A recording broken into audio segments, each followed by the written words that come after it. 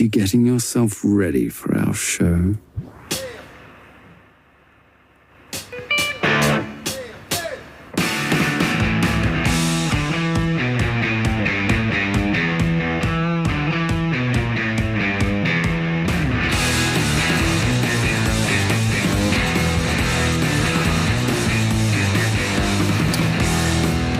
Everybody, we got another Tuesday edition here of Jigs and Bigs. It's your boy, Bobby Roast Beef. I got Sean the Fisherman with me, and we have a lot of really good stuff to cover. Guys, as we record this now, it's Sunday Night Live.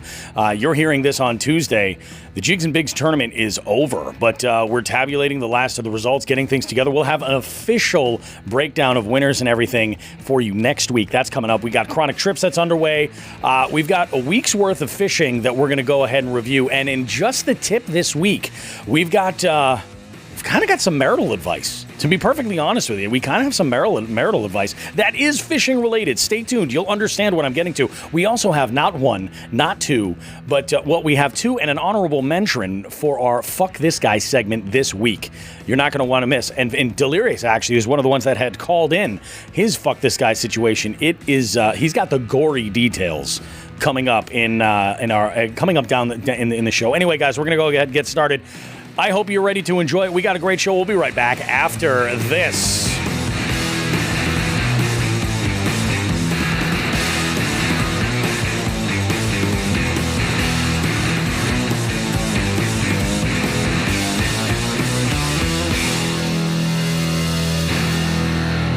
Alrighty, boys and girls, ladies and gentlemen. Hope everybody is having ourselves a fantastic week.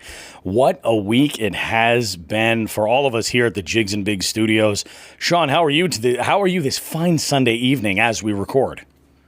We're in the middle of the heat wave out here. Our first heat wave of the summer, man. I'm doing good. The fish are biting. I got on some fish today. Very happy, very sweaty. Took a nap when I was done. How are you? You're not kidding about this heat, man. Oppressive. It's been significant.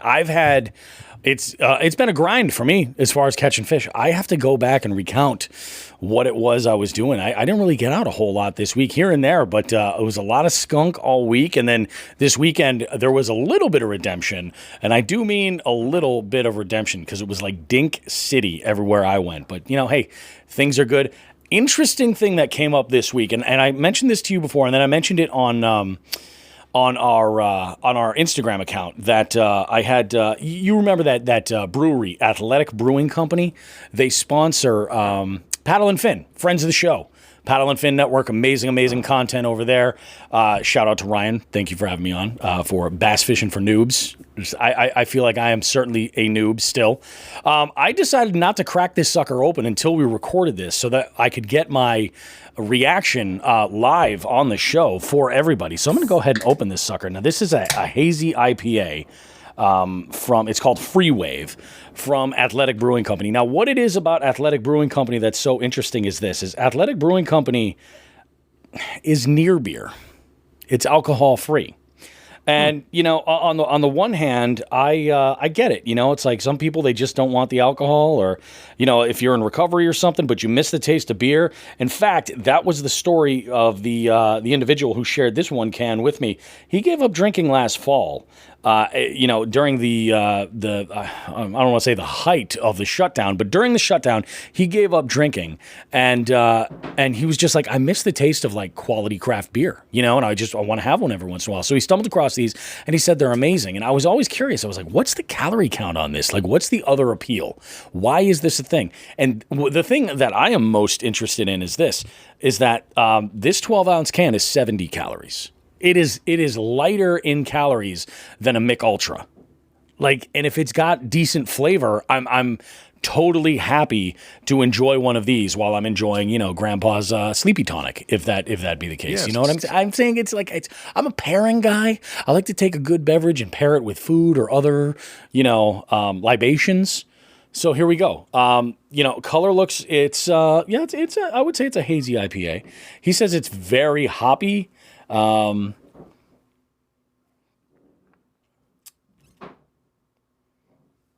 It's okay. There you go. I'm not going to say it's fantastic, but I'll tell you what, like if I was doing a float along a river, in my kayak and, with a bunch of people and want to have a couple of beers, but not necessarily impair myself, this is not a bad thing, With 70 calories a can, you'll be in a bikini in no time. In your kayak floating around. As if I would even blink at the as an excuse to not jump into a bikini anytime. You watch out next time we go fishing, Sean. You watch out. You're going to get an eyeful. Yes. Hey, I noticed that before we really start getting going into topics here, saying hello to everyone. So I see we got Gravy Fishing. We got Rodney from R&R Outdoors. We got Berkshire Brett. We got Jerry House. Yep. We got Jerry House. Jerry, were your ears ringing? Yeah, Jerry, we were just talking about. Jerry, you're going to want to stay tuned. We have some results for the Jigs and Bigs tournament. You're going to want to hear your name. Yep. Berkshire Brett, you're going to want to hear us talk about what happened to me this week. It just rolls right into you. Oh, it's so good. It's so good, Brett. Stick around. Everyone stick around. That's all I have. There's my teaser. Yeah, no, that's pretty good. I had a good, healthy belly laugh when I heard about this. This was just earlier this morning, and it was awesome. This is not bad. This would partner great with like pizza or like fish and chips or something like that. I'd be all about this. So is it got like a fruity taste to it? Or is it? No, it's not juicy. It's not juicy like what would I compare this to? Like, honestly, I would kind of say like he made the comparison to like not as like over the top as like Heady Topper, but it's in that direction. It's pretty. It's okay. Should I be looking at the Chronic Trip standings? Berkshire Brett chimes in. Should I be looking at the Chronic Trip standings? No. What we're talking about has nothing to do with any of those tournaments. But this is going to be solid gold. Yes. Solid gold. Do you want to? Should we recap our weeks? Yeah, I'll start, man. Go ahead and start. Mine was not that exciting. No, but you had I think had the bigger weekend or the bigger week of fishing. So I'll start. I've been attached to my power washer for a week. I've been cleaning decks. Oh, yeah. I've been cleaning chairs. Anything in my way that I can clean with a power washer at my house, I have done. Like big PSI guy over here. To the point of my wife saying, like, seriously, Sean, it's Saturday, go fishing.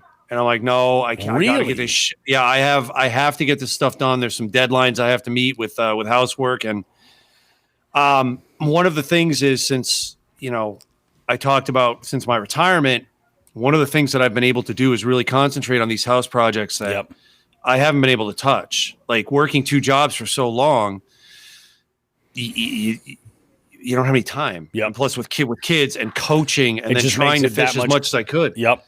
Yeah, I've been out of time for years, and what this retirement has done for me has bought me time where I can now say, okay, we moved into the house 5 years ago. Mm-hmm. The house is about 15 years old. The first owner and the guy who had the house built, unfortunately, had a lot of physical issues his last few years of life, which is unfortunate. But I don't think he was actually able to get out and do this work that needed to be done. So, like, we have a deck in the backyard that is surrounded by pine trees. So you can imagine what a deck with 15 years of pine needle sap and dirt had stuck to it. Yeah. So that alone took me 3 days. I believe it, man. 3 fucking days it took me to power wash that thing. And then I said, well, the washer's out. I might as well go to the deck that's attached to the house too. And that one wasn't anywhere near as bad. That actually took me 1 day. But then there was all sorts of shit on the deck. So I took the power washer and everything. Took it to myself. Yeah. I put mustard on it. Ate the shit. Didn't matter. You've never been so exfoliated in your life. Well, I'm like, I'm laughing and joking. I actually did turn it to a less blistering setting, a fanned out setting, and I had to clean off my legs and shit. Sure. Before I went in the house. Yeah, you got pine sap and shit all over the place, flying all over the place from these decks. Yeah. Yep. So put that together with my adventure last Sunday, which was awesome, and a week of work. My son graduated from 8th grade. Congratulations to him. Awesome. Yep. Oh, wrong button. Oh. Wrong button. My son graduated, which to Bobby Roast Beef is a punchline. Hilarious. Great job. Great, yeah. And it's been a busy week. So I was able to get out today. I said, my wife said, look, just go, get out. You got to go, which is awesome of her. Yeah. And I went out. I had originally planned with Nelson to go check out where our next MAKB Western Division tournament is. At the Chicopee River, that particular stretch, there's only one public access that we know of. It's actually where we're going to be launching next week. The problem is the parking.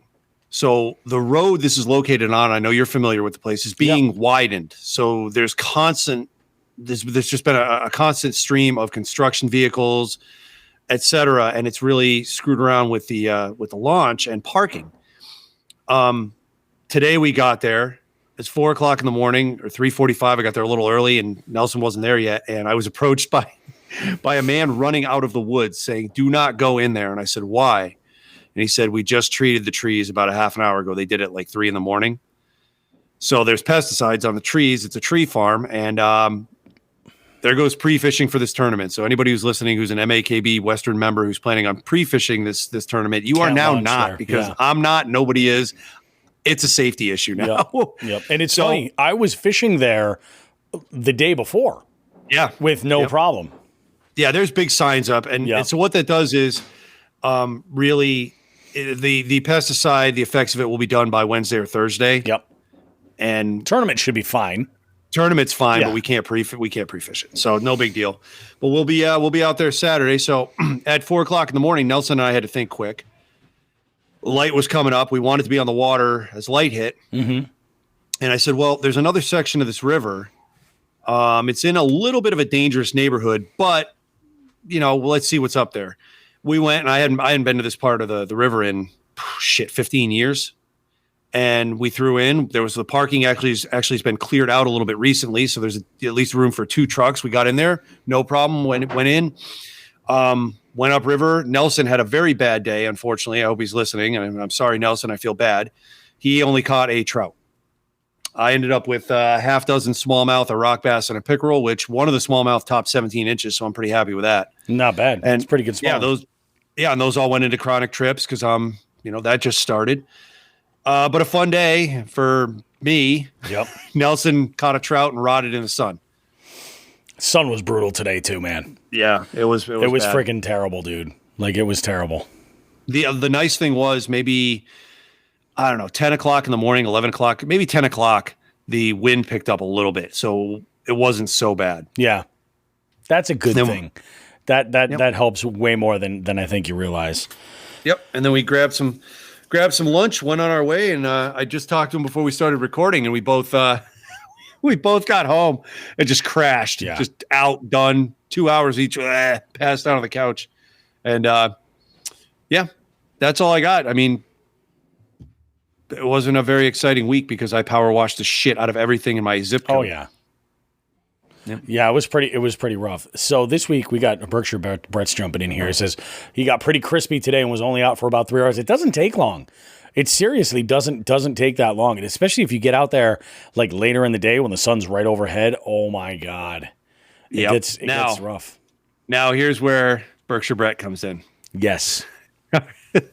So I want to keep this aside. I'm gonna tell the Berkshire Brett thing in a second, but I want to keep this outside of the fuck this guy segment. Yes.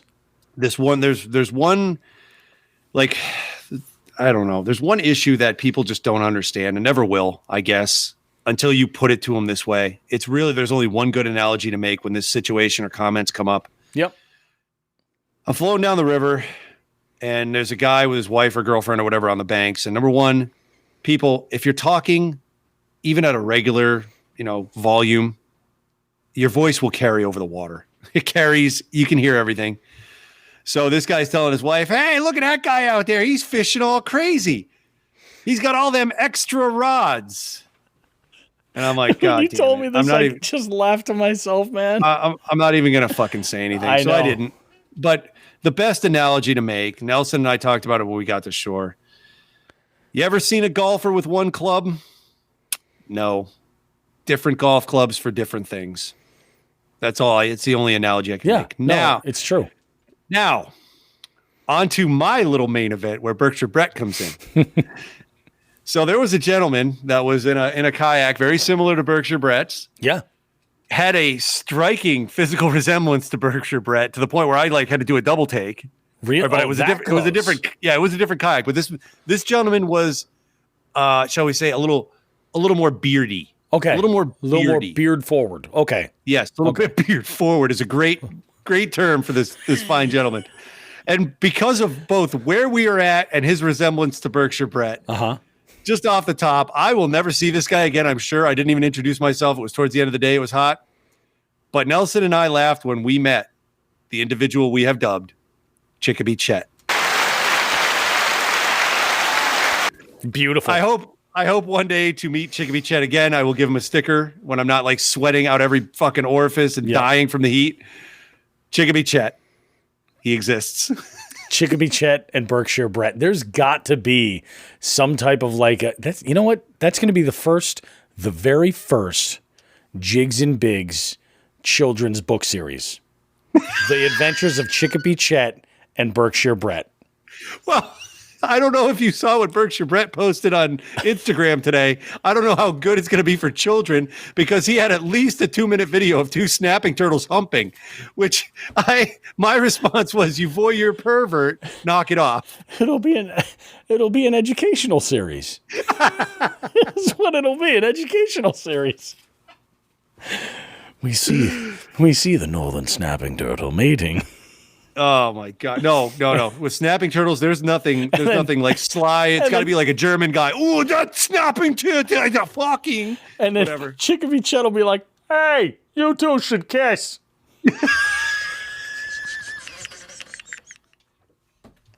Hashtag turtle style. Where's that foreplay? Oh my God. Unbelievable, man. There's my week in review. It's your turn now. So my turn. I took a lot of short trips out, like I do during the week. Monday morning, I got up and was all excited to get out and fish and go wet a line. And I had I take that back. It wasn't Monday. Monday I did fish Monday afternoon, and I got skunked. I went out Tuesday morning. I was all excited to go and fish because I was like, the show's out, everything's good. And then I got in the car and I was actually going to drop my oldest daughter off at school. Now, my oldest daughter is 17. She's got her dad's sense of humor. I'm sorry. It is what it is. I decided I was going to play her the interview with, what last week's episode, instead of an interview, we had recorded that section where we had that phone call with Howie, Alexi, and then oddly enough, Bobcat Goldthwait in there, which is just, the whole thing was crazy. If you guys have not heard that episode, go and listen to it. Like it's a great episode. It's where we try out this new format and everything, but it's like, this is insanity. So I'm looking for this clip and I'm like, what the fuck? I can't find it. Like it goes right from we kick to the 3 bells spot, and then right after that it goes to the outro, and I'm like, what the hell is wrong with me? So I realized I never uploaded or attached I never attached that segment to the upload when I uploaded the podcast. None of it. I never had done it. So my plans to go fishing that day on Tuesday were flushed. I was like, nope, we're going to turn right back around and I'm going to go and I'm going to crank this episode out, edit it, and get it all done. Got that all set. Whew, not too many phone calls because the phone does ring. The DMs, the inbox fills up pretty quickly. If I fuck something up, there is no shortage of people to let me know that I've made an error. You know what I mean? Yeah, I think I had called you. Yep. I had called you while you were on your way back home, and I said, "Bobby," and you didn't even let me finish. You're like, "I know." I'm like, "I'm going home." I know. How many calls did you get before me? None before you. It was more like DMs, just explaining like, "Hey, what happened to this?" I was all right. We'll get there. So we got, and it turns out like out of the listens that it's gotten, most people had no idea from the beginning. Yeah. It was just like, there were like probably about 50 or 60 listens by the time I woke up that morning, to get ready with the kids. And I was just assuming it was ready. So Tuesday was kind of slow, went out, did some trivia, got all that done, went out Wednesday for a short period of time. And then did I get out on Thursday at all? I don't think I did. Cause I think Thursday we're expecting some weather, some thunderstorms. And that ended up like kind of missing us. I remember I was doing trivia outdoors that night. And then that brings us to Friday. Now, I had, and I'll get into the details of this, but the only real like large scale fishing trip I had done this week, where I set aside some time, I went out with my wife. I went out with Mrs. Roast Beef. And I'll explain the reasoning is like how this whole trip kind of came together, because there's a whole lot more of a story here that goes along with it. But I was looking to kind of cater toward what she was looking for an experience. Like, I know she's not. So I'll give you guys an example. Like, I scouted a few areas where I know that there's an abundance of fish. Essentially what I was looking for was just an armada of nibblers for her to just pick off and just get the whole like, hey, we're catching fish, you know. That's all I was really looking for. So I went to a few spots that I kind of had a good feeling of, and I discovered tons of places I can't wait to bring the kayak, especially the new kayak, and that's coming up soon. Oh, I see. I want to go and, I found some of this stuff, but what I was really looking at was, what's the bank access like? How far do we have to go and trek before we can find a decent area where she will be able to cast a spinning combo without wrecking lures or like throwing stuff into trees or anything like that and not get frustrated. I just was looking for her to have a good experience. And I found a highly pressured pond in this area. Ultimately, that was the decision I decided to make. Parking was great and super accessible. There's a beach area, and there was, if she was really into it, there were trails that we could go all the way around this pond, this body of water. And it was okay. I did my due diligence, and I looked at some of the maps online to find out where the deepest spots were and what we could access. This place gets stocked with trout. It's really shallow for the most part, aside from a few deep holes, like two 10-foot holes and then a 16 right near the dam. Went out there with baits that I thought she would have no problem with. I actually gave her a swim jig to use and a weightless Senko to start out with. And she ended up, so we ended up going to this one spot. We met this really nice gentleman who is fishing for trout using power bait. And he's like, they're jumping all over the place, but I can't get anything to commit. And within 15 minutes of us being there, he hooks up with a small rainbow. And that's what he was doing. He was filling the freezer. That's what his goal was. I'm like, sweet. So he's got that going on. And, we can see fish kind of, hitting the surface. I had thrown a floating jerkbait. I had thrown a square bill, just trying to see if I could cover the area and find out where any bites might be. I then shifted gears and started throwing a swim jig, just like my wife was. She had a couple of bites. I had a couple of bites once I shifted gears and started throwing a Nico in one other area, but nothing was really great. So I said, you know what? Let's cut our losses, because with my wife, we have two different mindsets. If I go and I'm getting skunked, my thought is I'm going to be here until I catch fish. I'm clearing my calendar. You know what I mean? I'm going to be here until this happens, until I have to be home for whatever reason. She is more of the, hey, we're not catching fish, let's just call it a day, like that. So instead, I tried to get in front of this and say, hey, I have an idea. Let's go to this other pond that's kind of on the way home. We'll fish there for a little bit and see what we can get. And the fishing there can be hit or miss. Actually, I've caught tons of fish there, but then there was a lot of development around the area, which changed a lot of the cover in this one specific spot. And I think it had a real negative impact on the ability to catch some decent fish. I've caught big fish there. I don't know if they've moved somewhere else. And, with COVID in this last stretch, this is on a college campus, so it hasn't been open to the public. So it's been 4 or 5 months since I've been able to access it without getting kicked out of the property. So now that's all said and done. We're good to go. We get out there and fish, and there's just nothing. Well, there used to be a rope that went across from one end of the bank all the way across to the other. This is over by where the dam is. It's to prevent anybody who's got a boat from getting too close to the dam. Well, this happens all the time over there. You sink a hook into this rope.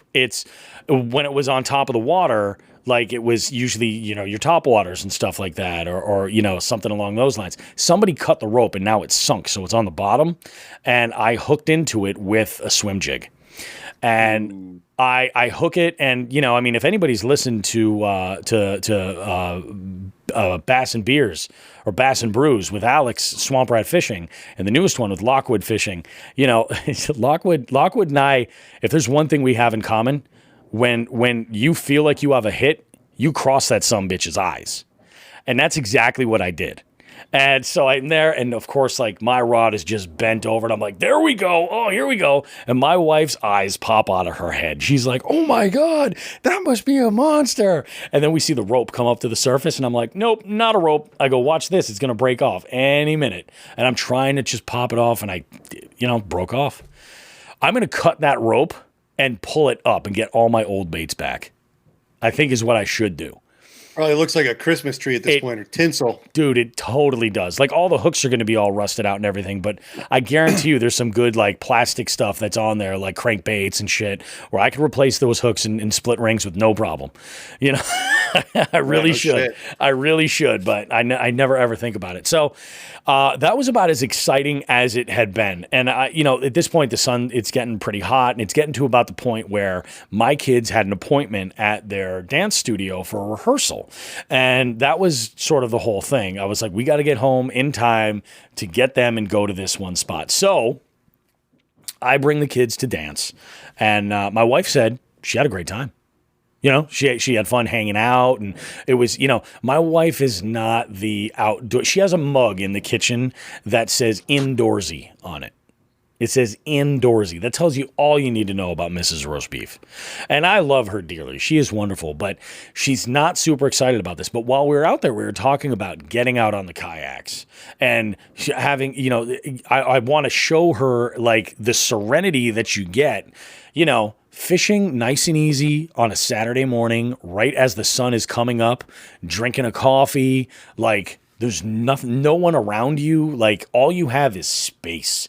And it's amazing, and I think that she would love that. I really do. She hates people. Like, she should embrace this.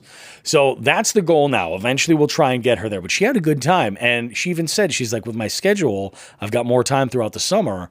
We could possibly do this more. Now, there is a counterpart to this, because one of our Hookset Hoodlum Pro staff brethren has his spouse also in the pro staff as well.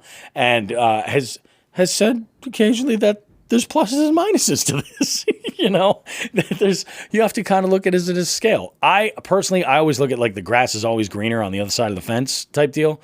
And I think there is nothing but great things that can come from, having your spouse share an interest, or at least acknowledge your passion for something that you care so much about. So we had an amazing time. The really amazing part about this was that because of the heat and because of the sheer amount of people for this rehearsal at my kids' dance studio, they reduced the time that they were there. Instead of a 2-hour window where I would just go drop them off and come back home and chill in the AC for a little while and then go back and pick them up, now it was just an hour.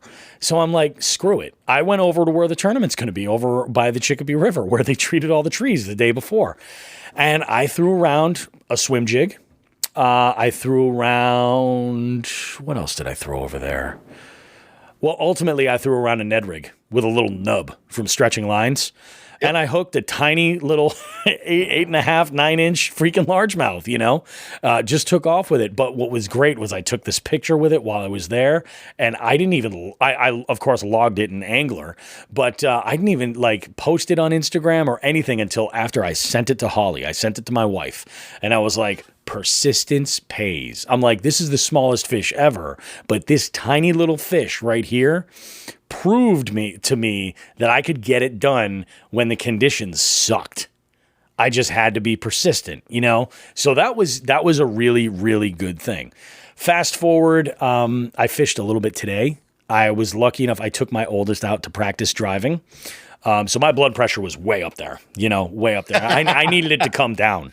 And she says to me, she's like, Dad, she's like, why don't we go and walk around? She's like, if the campus is open again, she's like, why don't we go walk around the trail and you can fish for a little while? I'm like, don't have to twist my arm, kiddo.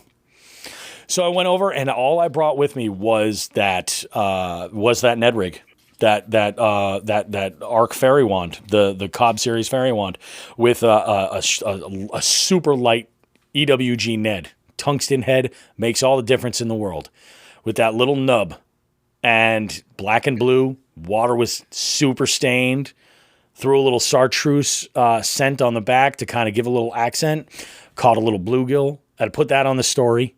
Like, absolutely just fantastic. Had a blast with it. And I mean, and it's funny. It's Lockwood even said in that, in that podcast, he's like, this time of year, small, soft plastics. And he's right. Like, little snacks, Snacks. This time of year, they want a couple of Cheetos here and there. They don't want a steak. Yeah, they're not looking to throw down. What is that Arby's has? The Meat Mountain. They're looking for more like a White Castle slider. Mountain. Yeah. They don't want to choke down the Meat Mountain. They want a little. Oh my God! Free taco. That's. I think my funny bone just broke. Meat Mountain.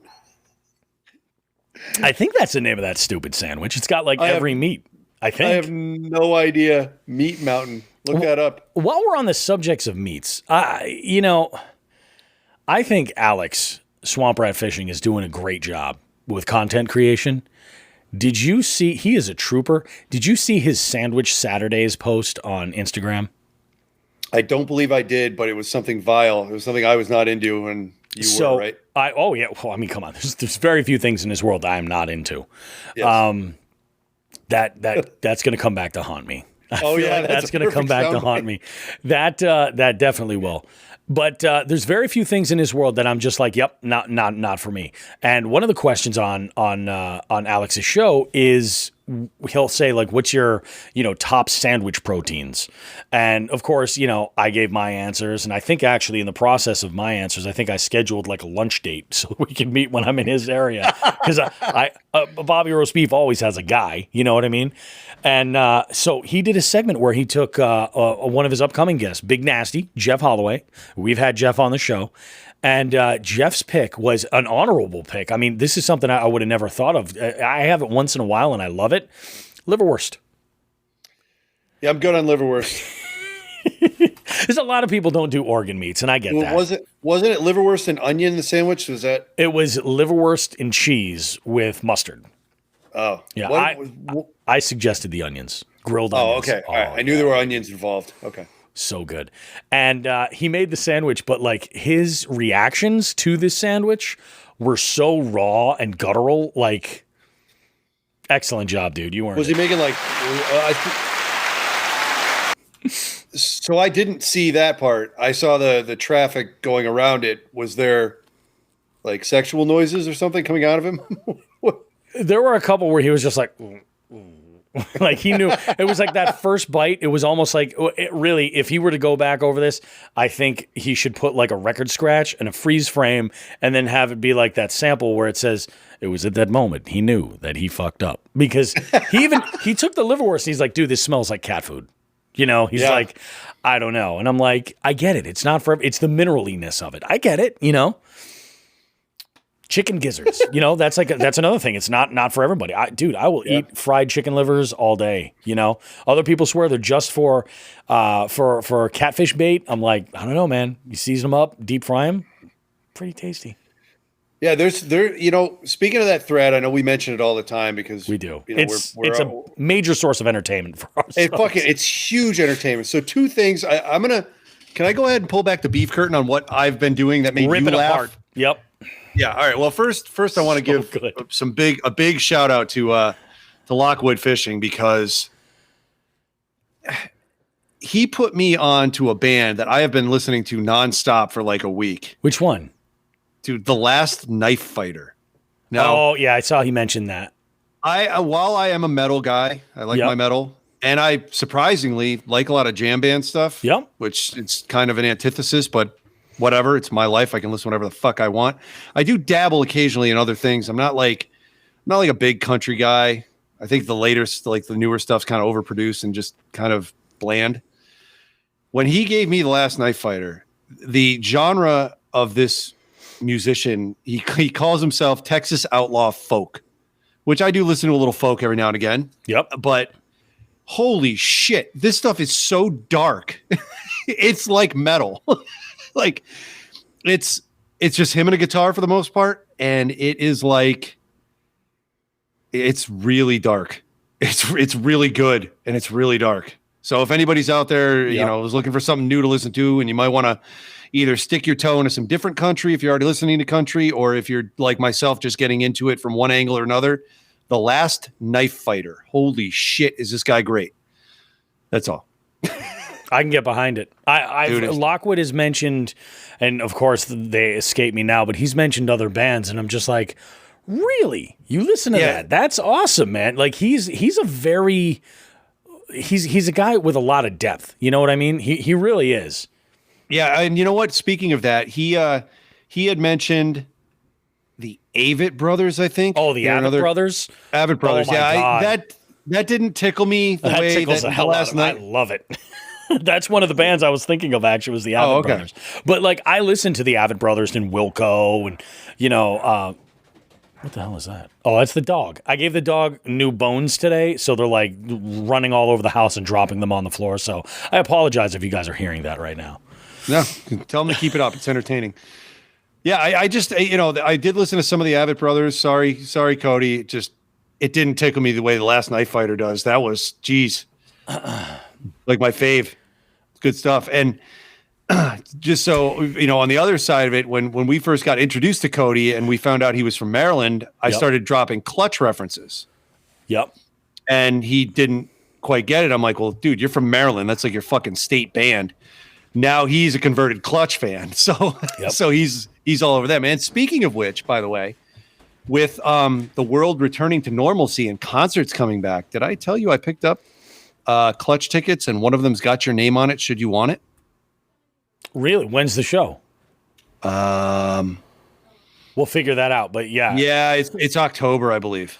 Okay, cool. I have a couple of weddings that are booked for October or pending for October. But yeah, I mean, if I'm available, I definitely want in. It's October, September. I don't know. I'll have to look it up. No, but that's awesome. Yeah, they opened it. They were doing a small tour and then expanded the dates to cover almost the entire East Coast. And where is the show? Which one are you looking at? I think we're going to the New Haven one. Oh, nice, cool. Yeah, because it's New Haven one night, and then the next night's Portland. And one of the guys that snagged one of the tickets, I think I've mentioned to my buddy Brandon, who I served with. Yep. He is full board on Clutch, and this is the first time they've come around to New England where it hasn't been a weekday show. So I've gone up and visited him in Maine and seen him in Portland, and he's come down here. We've seen him in New Haven. We've seen him in everywhere. Worcester, you name it. All over the place. Yep. And he was so happy that this show, I think the New Haven one is on a Saturday, and then the next night they're playing in Portland, Maine. So he's crashing at my house and then shooting right back home and going to catch him in Maine the next night. That's awesome, dude. So he's doing a twofer. Yeah, he's excited. Should there be any, large scale events that for Jigs and Bigs at some time? I mean, maybe we aim big and we look to have Clutch be the musical entertainment. We could, I mean, that is aiming big. I would absolutely love that as a huge Clutch fan, but let's be realistic. I think it's going to be me wearing a Clutch shirt yelling things. Andy jumps in and says, New Haven, come for the show. Stay because you're murdered. Oh, true. But, getting back to what I started saying here, and I went off on a big tangent with the music. So that hook set thread, to amuse myself late at night, I showed you this and I gave you some examples. I didn't want, we had to comb back. But about 2 weeks ago, for no reason whatsoever, I found out the emojis on responses. There's a whole pull down menu, and I've just been goofing around with them. It's all the normal ones you can use for any response on Facebook or wherever else on your phone, whatever. But you can get anywhere with it. Yeah, but Instagram, they're not up and readily available. You got to do a little work to get at them. So I told Bobby last night, I said, hey, for 2 weeks, I've been responding with ridiculous emojis for no reason. So I believe Rodney's probably going to laugh at this. Rodney said something very important the other day, and I simply responded with a raccoon. Yes. And somebody else had said something else, and what was the other one I used? I used something else stupid. It's like a dress or something. Shrimp? I don't know. Did you use shrimp? I don't know. Yeah, I did something stupid. But last night I had said something. Look, watch what happens. And Delirious was talking about something, and he was doing his thing, and I don't even remember what the point. He mentioned something about insanity, and my response was simply, a shoe. That's right. And as I'm complaining after about 5 minutes, I go, look, Bobby, no one even gives a fuck. Blah, blah, blah. I said, no one's noticing this. I'm putting all this work into these stupid emojis. Delirious caught on and said, really, Sean? A shoe? Yeah. That was freaking great. Which made it better. Thank you, Delirious. You are awesome because you saw my shoe. Yep. That's all I got. There's my weekend review. I think we rounded out our weekend. My wife and I, we fished that day, came home and hung out with the kids, spent the afternoon like doing family shit, and then we took we had gone out for dinner to go visit a dear friend who is working at a fine establishment right around the corner from you, Sean. And we had dinner there that night, and it was awesome. We went and had dinner and drinks. It was great seeing her. May have convinced her and her boyfriend to buy kayaks so that we can do a float with all four of us. And I'm like, I'm telling you, this would be good stuff. She just had relocated back to the area. She had moved to the New York area for a while. And just, I don't know if it was she missed the valley or what it was, but she's back, and we are delighted to have her here because she's awesome. But buck or doe? Buck and doe. Yeah, kind of buck and doe. I see Cody said, bless me. Thank you, Cody, but I didn't sneeze. No, it's true. Fair. Oh, goodness, man. So do we have anything else that we need to cover in here, or should we go ahead and move on to our next segment? Because we got some doozy stuff in this next segment to go over. I'm just thoroughly impressed. We're so fucking organized these days. We're just animals. I can't believe it, man. We are. We're freaking animals. There's Gravy jumping in on it. There's a shoe. Nice. I love it. I can get behind that. All right, guys, we're going to go ahead and we're going to take a quick pause right now to hear from our good friends over at Old Glory Outdoors. We'll be right back with our next segment. We got Fuck This Guy, and we have Just the Tip with marital advice for you guys. So we'll be back in just a bit. Jigs and Bigs is proud to announce we're being supported by Old Glory Outdoors. They're a veteran-owned company that carries fishing and hunting gear. Plus, they're highly active in supporting veteran organizations and charities. Old Glory is an authorized dealer of favorite rods, FX rods, Guggen baits, X-Zone lures, Sixth Sense, and many more. There's a brick-and-mortar store located in East Brookfield, Massachusetts, but you can also order online at oldgloryoutdoors.com. They ship anywhere in the lower 48 states or order online and pick up at the store. When you order, use the promo code Jigs and Bigs, and you'll save 10% off your complete order. Plus, you'll help support the show. Make sure to check out the apparel line called OGO Gear while you're there. Old Glory Outdoors believes in the slogan, Start 'em young, to keep kids away from screens and enjoying nature. They've got a full array of live bait too. Check out oldgloryoutdoors.com and use the promo code Jigs and Bigs. Save some money and gear up now. Bobby and Sean now have a special presentation for us all. They'd like to give everyone just the tip. That Howie is good for some things. I'm going to be completely straight up with that. Howie is good for some things, and he does them well. And that right there is some all-star production. Thank you, Howie. Even on the road, even remote, like that's impressive. So in this week's Just the Tip, folks... In this week's Just the Tip, I had alluded into in our first segment about going out and fishing with my wife. Let me explain the backstory as to how that all came to be. So to do that, we have to go back to the previous weekend, Memorial Day weekend. I had a wedding to work on the Saturday of Memorial Day weekend, and probably like a moron, I never mentioned that I was intentionally not going out to fish on Sunday or Monday so that I could spend the day with the family, and just spend the day hanging out with my wife and the kids and doing whatever we wanted to do.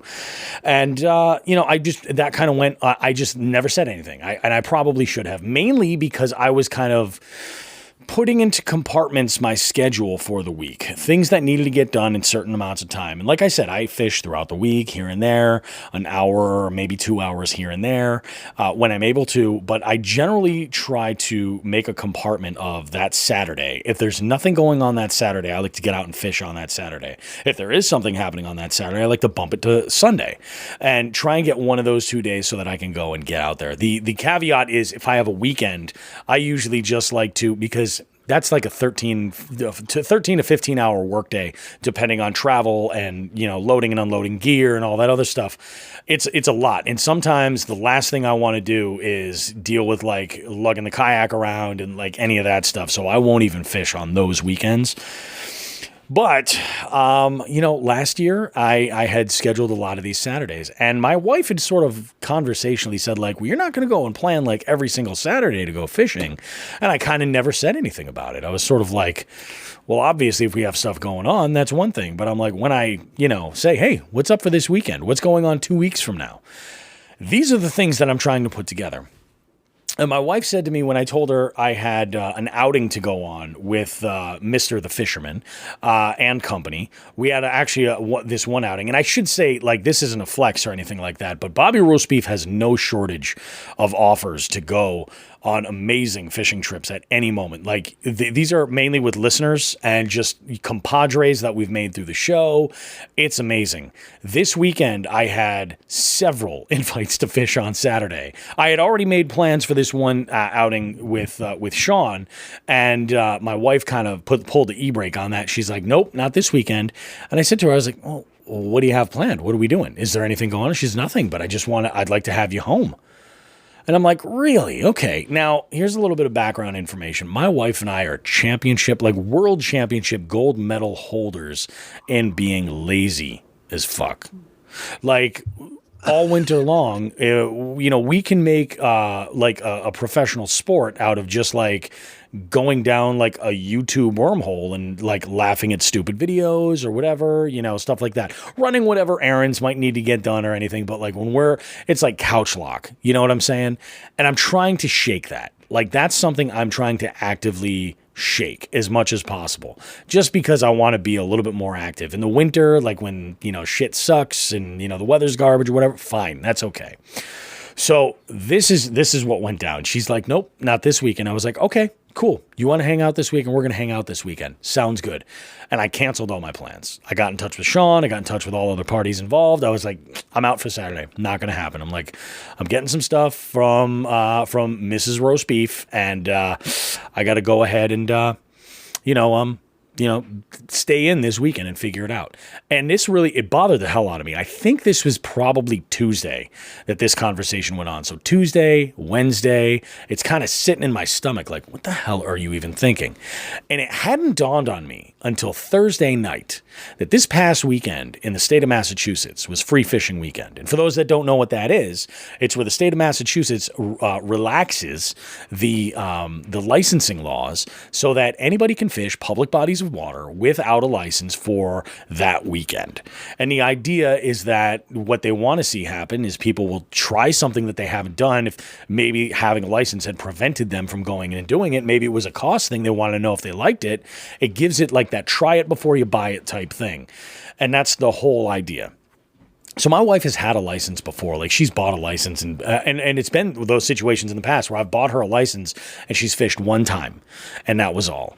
And I think every single time her and I have gone out and fished together, I don't think we've ever caught shit. I've never caught anything with her. I don't think she's ever caught anything, but things have changed a little bit. Like I'm a better fisherman now than I was then.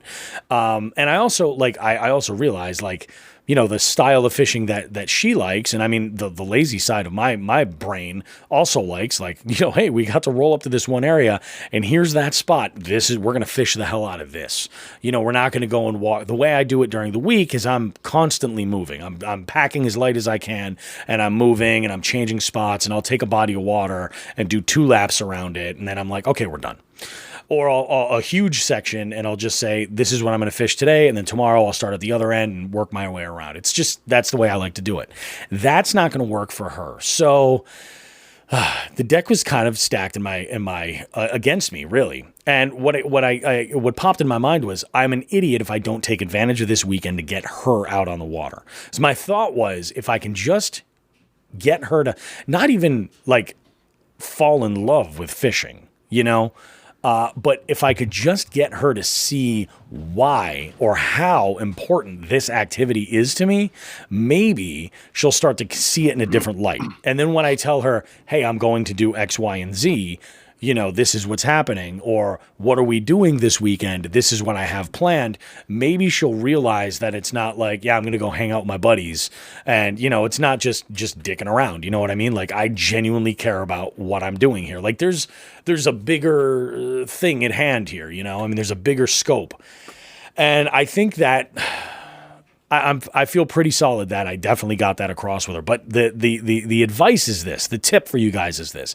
If you're experiencing with, maybe it's a significant other or a spouse or something, and they're telling you like, hey, you're out fishing all the time. What the hell? Instead of combating that and going at it from the sort of like on the defensive, instead invite them in. And give them the best experience that they can. Almost like you're going fishing with a little kid, Like, just consider them, set them up for success, and, hopefully it all goes well. But I got to tell you, it blew my mind when we left after getting skunked in the 90-degree heat.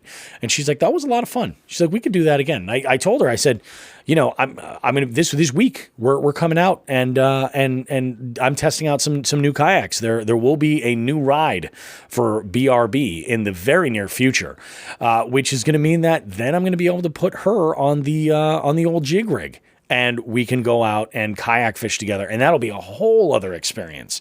And I think that once she's got the sort of the serene, like, being out there on the water and having the accessibility to go where things are fishy without having to traverse, like, I'm going to throw this body of water out there because we didn't fish there, but I did scout it. Cranberry Pond, which is in Hampshire County. Actually, I think it might even be in Franklin County. It might be that far out. I think there's like 5,000 cranberry ponds in Massachusetts. You might be right. Cranberry in Massachusetts is very common. Mm-hmm. So I went to this one spot, and it's got a nice launch. It really does. There's tons of grass. But the problem is that the banks are so steep going in with very, very small flat landings here and there. And you kind of have to bust out the mountain goat skills. And let's be honest, when you're a person who's not an avid hiker, or maybe not wearing like the best shoes for that kind of situation, or you're not as prepared or as experienced, the last thing you want to do is stress about like, well, hey, I got to get down there without, stumbling down and rolling into the water. It was just going to be too much. So I knew that was going to be a dead end, and I moved on. But that's my advice for you guys. Like, if you have someone in your life that you care about and they're providing you with some kind of resistance, include them as much as you can. Like, let them walk away if they don't love it. Let them, like, they're going to have their own relationship with it, but at least try to introduce the fact that, like, get them to understand that you care a little bit more about it. You know what I'm saying? So that is my just the tip for this week. We'll have more like tackle stuff, I'm sure, down the road, but we thought this was poignant. Very good. And, in my household, one of the things my wife and I have talked about so that I can get some time in on the water, like, my wife has been very good about getting the kids hiking since this whole COVID bullshit started. Yep. So I know it happened once, if not twice, but I think it was just more coincidence. We've been trying to look at places that have trails around lakes. Yeah. Because I am not going on trails anymore. If something happens to me physically, my wife and kids now have a big fat ass to drag out of the woods, if I'm fucked up, and then I don't need that. So, the idea has been, I'll hop in the kayak and go out while you guys are out. That way we're still right there with each other. You guys are doing one thing, I'm doing my thing, and when we're all done, we'll get out of there. And then, yeah, exactly. We're all there for each other in case something goes wrong. So, safety first, but same thing. Just it's a matter of getting out and spending time in the outdoors with the people you love if you can. And yeah, man. Good tip to pass along. Good stuff. And I think that the important thing is like, you got to let them enjoy the outdoors to the capacity that they want to enjoy the outdoors. Like, you might need to adjust your send to kind of like compensate for that. But if you can at least include them to some amount, because I don't think I've fished with Holly. Oh, shit. Probably like 2013. Wow. Something like that. I'll bet you it was that. Although, no. I take that back. There was a time we took the kids to Myrtle Beach, and we did some pier fishing there, where you rent a rig for like an exorbitant amount of money. and you've basically fished with squid or shrimp, and it was like a fruitless endeavor. And it was like, it was okay, but it was like, I'm not in my element, so I can really only assist so much or provide so much info. She has no idea what she's doing. She's totally out of her element, doubly, and then the kids are like, this sucks. This is boring. It's like, we're standing on this pier, dropping a line straight down. Oh, look, there's a fish that looks like a piece of aluminum foil. You know what I mean? Like, oh, that is aluminum foil. I'm sorry. It's like, it's just. Were you fishing in New Haven? So it's just one of those things. Oh, no. If you're fishing in New Haven, you're like, oh, there's a fish. It looks like a beets. There's a fish. Looks like a body. Oh. That's Springfield. Oh. Speaking of bodies, did you hear they pulled up another body? Which river? Because there's been two rivers that have been spitting up a lot of bodies lately. Yeah, I think the guy that they pulled up was from Sunderland, right? I see that. And had been missing since like March. Yeah, it was the Connecticut River. It was the Connecticut, yeah. That I'll tell you, man, that is the thing I am most fearful of happening while I'm fishing. Like, I can't even imagine. I can't even imagine being one of those anglers. You got to call the cops. I don't know what to tell you. Yeah, that's all you can do. I have not luckily seen a body yet, but I've seen some shit. Judging by these Sean the Fisherman stories and what happened a couple weeks ago up the Shears. So, yeah, I've seen some shit. I'll tell you, who's seen some shit? Who? Alexi's seen some shit. Alexi sees some shit, makes some shit. He doesn't give a fuck. He doesn't give a fuck. No, he doesn't. Delirious has seen some shit, and he's going to tell us about some of the shit that he's seen in our Fuck This Guy segment that's coming up right now. Oh, are we going to do now, or are we going to do I thought we were going to sandwich it. That's our... Oh, then let's do that. Yeah. All right. Well, look, Bobby, I typed up a nice format for you. You did. You're not even looking at it. You did. No. I know. You were like, you were like this. You were like, hey, Sean, I see you're tired. You did some work on that format. Look at this format. Oh, fuck your format. Why you gotta make it sound like a fart, man? Why? It sounded like a fart? It did. It sounded like a fart. If you close your eyes.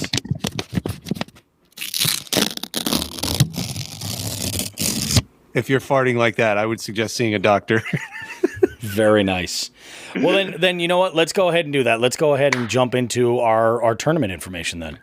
Let's do the smaller one first. The smaller, newer one first. Yeah. So sounds good. Hold on just a second.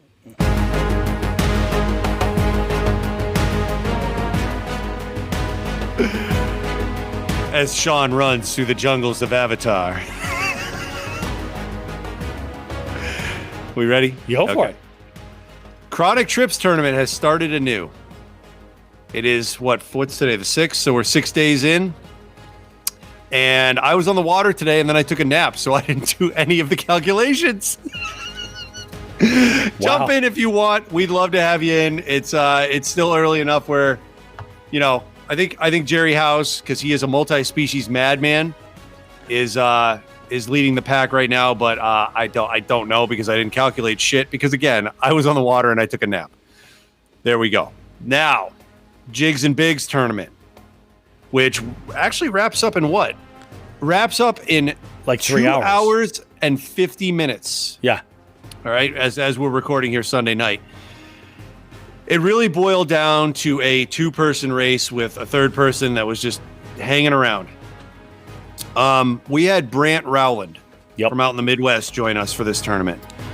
Wisconsin? And Brant, Wisconsin?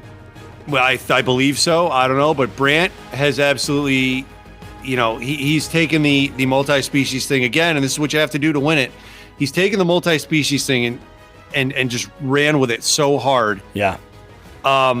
You and I reviewed his point totals before we got on air, and it is staggering what he has done. So he's got 36 points. He's probably going to hold on. He's the first person that we've seen in whether it's a Chronic Trips or a Jigs and Bigs tournament to crack 300 inches total, which is amazing. I don't know, Brant, great job. Seriously, it was just fantastic. We're blown away at what the work he put in on this. coming up in second right now. And again, this is all unofficial. Bobby and I are going to be crossing our I's and dotting our T's tomorrow to make sure everything's all set, and we'll put out an Instagram post. Mm-hmm. But second place, Matt Menard. Matt had, what did he have, 20-something points? God damn it, I closed the fucking thing. Oh, who's not prepared now? Me. It's me. That's why we work well together. Hand. Here we go. We got Matt Menard currently has 27 points in second place. And then, oh, you know what? Actually, he brought it a little closer. Jerry House, 24 points. So this has been phenomenal. I think you and I can both agree on that. This is bigger than I expected. We had over 465 entries. 464 entries currently. Jesus, which is bananas. That's insane. 48 anglers entered in, which is, I mean, like I said, I rounded it up to our goal of 50 once we hit 45. So, I mean, I'm completely floored with that group. I'm very, very excited. Yeah, this was awesome. So thanks to everyone who participated. Like I said, the official results will be out tomorrow once Bobby and I get our shit together. We'll probably do it over a cup of coffee and yell at each other. That's what we do. And thank you guys all. We're looking forward to taking what you guys put into this tournament and passing it along to make mass fishing spots great again. You get an organization that just wants to clean up and takes pride in it. Yep. Fuck yeah. Yeah. Hell yeah, guys. Thank you so much. Yeah, Berkshire Brett says nearly 10 entries per angler average. I'll take that because I was way under that. Yeah, absolutely. Yeah, and here's a funny thing you and I talked about with Brant. Yep. So this was Brant's first CPR tournament, I believe. I ended up having a DQ. I don't know how many of his fish right off the bat, and I had to call him and say, "Dude, you got to do it this way." Yeah. And he was real disappointed. So 2 weeks or a week into the tournament, I had DQ'd at least two 24-inch bowfin. I don't know how many 30-inch northern pike of his I DQ'd because rules are rules, people. Mm-hmm. And he came back and just said, "Fuck that, I got this." That's what I'm saying. From like such a, and it was a sizable, deficit in inches that he had lost from those DQs. And I can remember you telling me, didn't you call him or contact him? And he was like, "Well, I was doing great. What the hell's going on?" And yeah, I said, "How's it going, Brant?" And he's like, Yeah. "Well, I was doing good until 5 minutes ago." And I'm like, "Look, rules are rules, buddy. You gotta stick to that it." shit. But I mean, what a way to come back! Like I gotta applaud that, Brant. Seriously, good job, man. Good job. Now with this Jigs and Bigs tournament closing, the Chronic Trips is up and running. As we know, and you and I have talked about, now that everything's on Fishing Chaos, we're going to go back and forth month by month. So right now it's a Chronic Trips, and of course Chronic Trips brings in the saltwater. You know, there's a lot of saltwater species that are available to catch, and we'll be back to Jigs and Bigs in August, right? July. Yeah, July. So July is another Jigs and Bigs. We're going to set that up soon and get the pre-reg ready, and you'll hear from us as soon as pre-registration's ready to go. But for now, jump in on the Chronic Trips. Yeah. Same format. You get to add some salt. Good stuff. Yeah. And there's one last thing I would like to add, and this is just going to be me. I don't know, grinding. Is this what grinds my gears? Am I venting? What is this? We'll just call it a little bit of a vent. It's okay. Okay. Yeah. I love all of you people that put all this thing. I am also shocked and in disbelief at how many people do not know how to read a fucking ruler. Okay? So the reason I'm shocked and upset about this, and this is a little behind the scenes, peeling back the Fishing Chaos beef curtain. Yeah. So if someone puts in an incorrect measurement, I give them what they got. Like if someone puts in 15.75 and it's actually 16 inches, I change that. Here's the problem. For whatever reason, there's a little, how do we put this? I'm not going to say glitch. It's a little characteristic of Fishing Chaos. I can't change the thing and then approve it. I have to approve it and then go back in once it's approved and change the measurement, which is fine if there's one of them. We had 464 entries. I legitimately think I changed numbers on fish 75 times, if not 100. Yeah, Berkshire Brett, guilty. Yes, you are. Yes, at least he admits it. And the rest of you, shame. Shame on you. So going forward for Chronic Trips and Jigs and Bigs, guys, you get the picture. Look at it. Make sure the numbers are on there. If it's a Jigs and Bigs, make sure the identifier's on there. Chronic Trips, I we never had a rule about the identifier. I'm not pushing that. Remember, chronic trips is your baseline. I want to see a ruler. I want to see fish. A lot of people have been putting identifiers. That's been a great habit to get into. Even I do it. Yep. I put it on there. We don't need it for chronic trips. Please put it in, because if you're going to do the jigs and bigs, that's a good habit you're starting. But check your picture before you let your fish go. Make sure that if it's jigs and bigs, your identifier is visible. Make sure that all the lines are visible, that I can see the measurement. And then look at the measurement yourself and put it in. You've got time now. It's not a rush thing. So 1 or 2 doesn't hurt. But me doing 75 of them, that ate up a lot of time.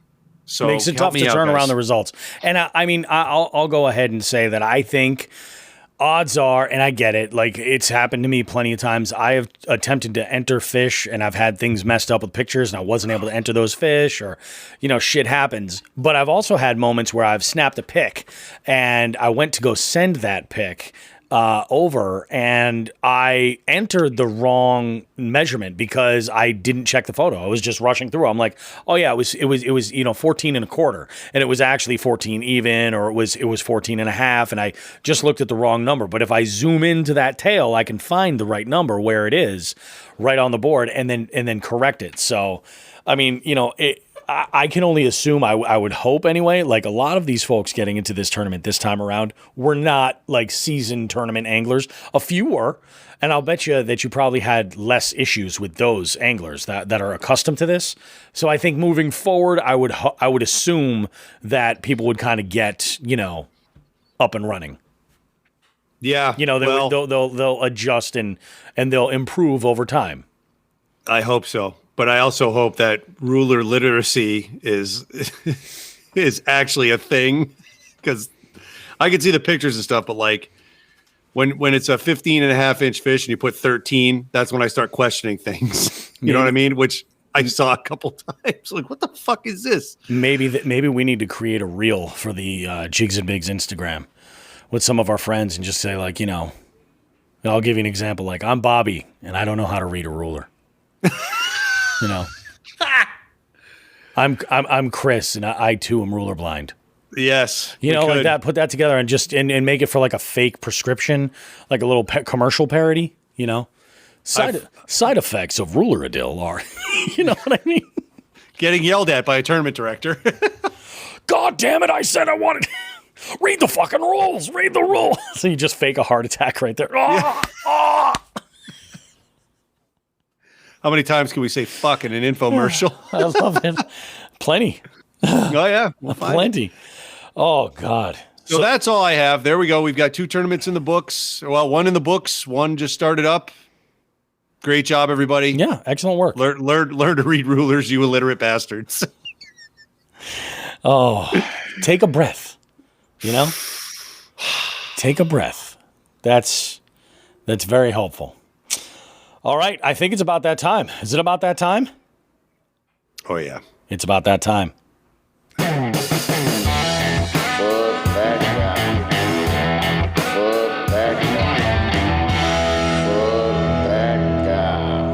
Big shout out to Paul Roberts, is one of our listeners who had sent a DM and was like, I'd love to have you guys use my my Midwestern sort of accent on your show for the Fuck That Guy segment. And I'm like, here's what you got to do, man. Send me an audio note. And he did. He came through. So I put that together for him. And that's the official open. I think we said it before, but since we started doing this shit, we have not received any amount of feedback. Nothing. Anything that compares to the Fuck This Guy segment or Fuck That Guy, whatever we want to call it. It's all about relating to your listeners, and this, I feel like, this is the segment that I think relates most with our listeners. Is Fuck That Guy. Fuck That Guy. Yep. I love it. I freaking love it. So we got a doozy. Let me start with the honorable mention first. Let's do that, yeah. Seeing as our very own Loaded Potato is listening in. He contacted me the other day and said, I have a story for you. I don't know if it's a Fuck That Guy or not, but we're going to talk about it. So apparently, Andy was fishing his home lake of Otis Reservoir. And there's some sections on Otis that are very, very deadly for power boats and anything with a motor. But if they shallow up, there's stumps, there's rocks, there's this, there's that. Andy described to me that someone went ripping by him towards a shallow section And I guess Andy tried to hail him and tell him to slow down and watch out. And the guy did not, absolutely pasted a rock and then began yelling at the rock. He gets the honorable mention because I would say fuck that guy for speeding. Yep. But he looked in the mirror that morning, looked in the mirror and went like this. Fuck you. Fuck that guy. Fuck you. Yeah, so he did it to himself. So on this show, he's getting an honorable mention because we cannot fuck him any more than he already fucked himself. Already fucked himself enough. Yeah. So. Yeah. So I don't know what damage he did to his boat. And I don't care. Slow down. Yeah. Slow down. Slow down, you dingbat. The other submission I have. This is a good and one. This is a long-term fuck that guy. I was speaking with Tim Jackson. He commented that he has a regular thorn in his side on one of his favorite lakes, where wherever he gets on a bite, he's got a gentleman in another boat that just sidles right up to him and just starts fishing right over him. So if there's bait fish being blown up by bass and Tim's pulling them out, this guy might as well be in his lap. It might as well be, holding hands. Tim might as well have a fistful of ones. You know what I'm saying? Yep. This guy's in his lap. Yep. Tim's making it rain. Yep. And so Tim had mentioned that he did it the other day on a point. There was a point Tim was fishing, and this guy just cut right in front of him. And then he said, it wouldn't be so bad, but last year, again, bait fish blowing up, and this guy's just right next to me. He goes, never mind casting into his boat. He goes, I could have hit his boat with one of my rods. Yeah. That's how close he was. So, fuck that guy. Fuck that guy. Yep. What do you got? So I had, this was just over the weekend, and it was during a tournament. So Delirious had jumped up and had commented in this Hooks at Hoodlums Pro Staff chat and said, oh, I got a segment for fuck that guy. And I told him, I said, look, don't tell me about it now. I said, right before we record. So I actually had Delirious on the phone, and we had a little conversation about this. I asked a couple of questions to kind of get the whole story, but I'm going to leave our mics live, Sean, so that we can kind of react here. But I'm going to go ahead and play that conversation, that bit, the story of Delirious and his submission for this week's Fuck That Guy segment. Here we go. So, got a nice little story for you. Fishing a Slay Nation tournament with our good buddy Damien from Stretching Lines, who is also the director of tournament Division 2. So we're fishing at Beach Pond in Connecticut, and it was a windy day. Had my trolling motor set on 5th gear because it was windy and I didn't want to drift into any rocks. So we're going, fishing along some docks, trying to get some fish off of them and everything. And I'm reeling in my crankbait, and next thing you know, I see some line on it out of nowhere. So I'm thinking real quick, oh, someone cut their line off and I hit bottom. Until I brought the line closer to me and realized that this line was attached to a fishing pole on a dock. Where it gets better.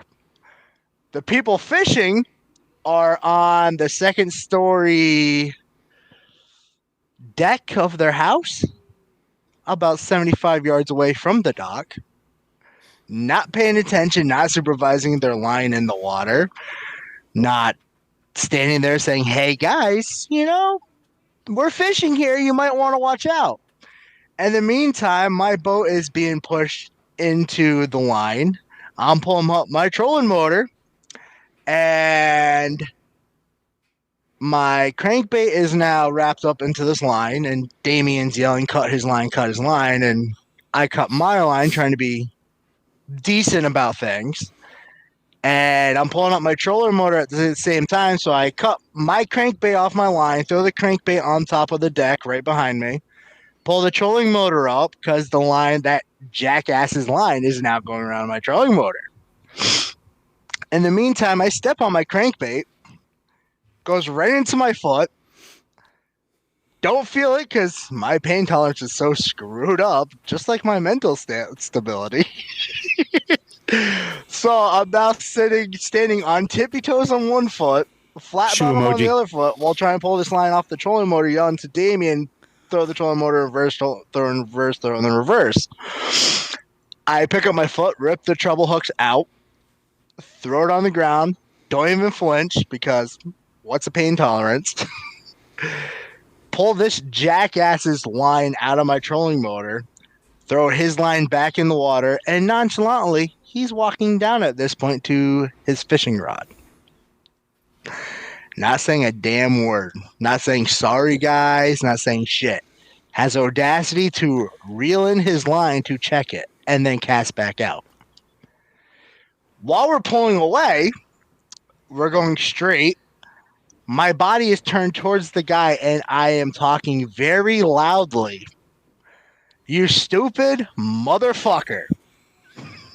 There is such a thing called high-vis fishing line that comes in yellow and bright orange. If you're not going to be at your fucking dock, not supervising your fucking line, then have that fucking shit on so shit like this doesn't happen. And then I proceed to say, if my friend was not here with me, your ass would be in the fucking water. I was not happy. You're literally fishing, but not watching your shit. Instead, you're up playing peekaboo with your two male friends on top of a deck. We went that way, huh? While there's a fucking tournament going on, you fucking piece of shit. Just out of curiosity, what did he have tied on for bait? Did you ever find that out? Like, what was he fishing for? Just like cheese whiz. Probably catfish. It had a weight on it. Yeah. All right. Just sitting there. And literally, if Damien was not there, I would have turned that boat around and pancaked his fucking ass off the dock. And people don't know what pancaking means. Like you and Sean said, I played semi-pro football.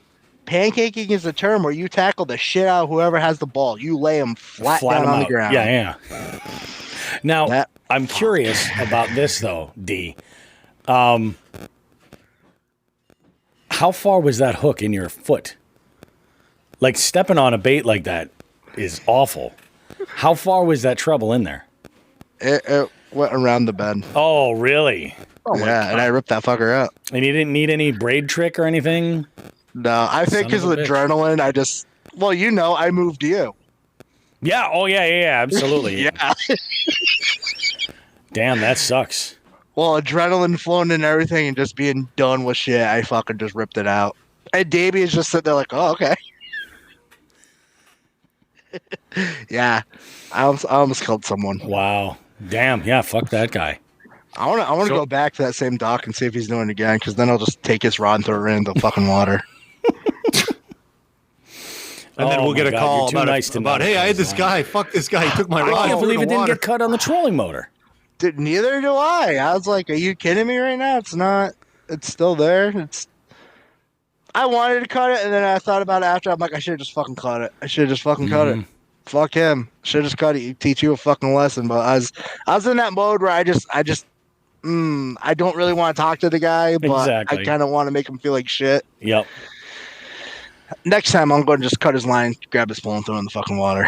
Oh, my God. I hate people. Nice job, Way. Thanks for sharing, man. You're welcome. Appreciate it.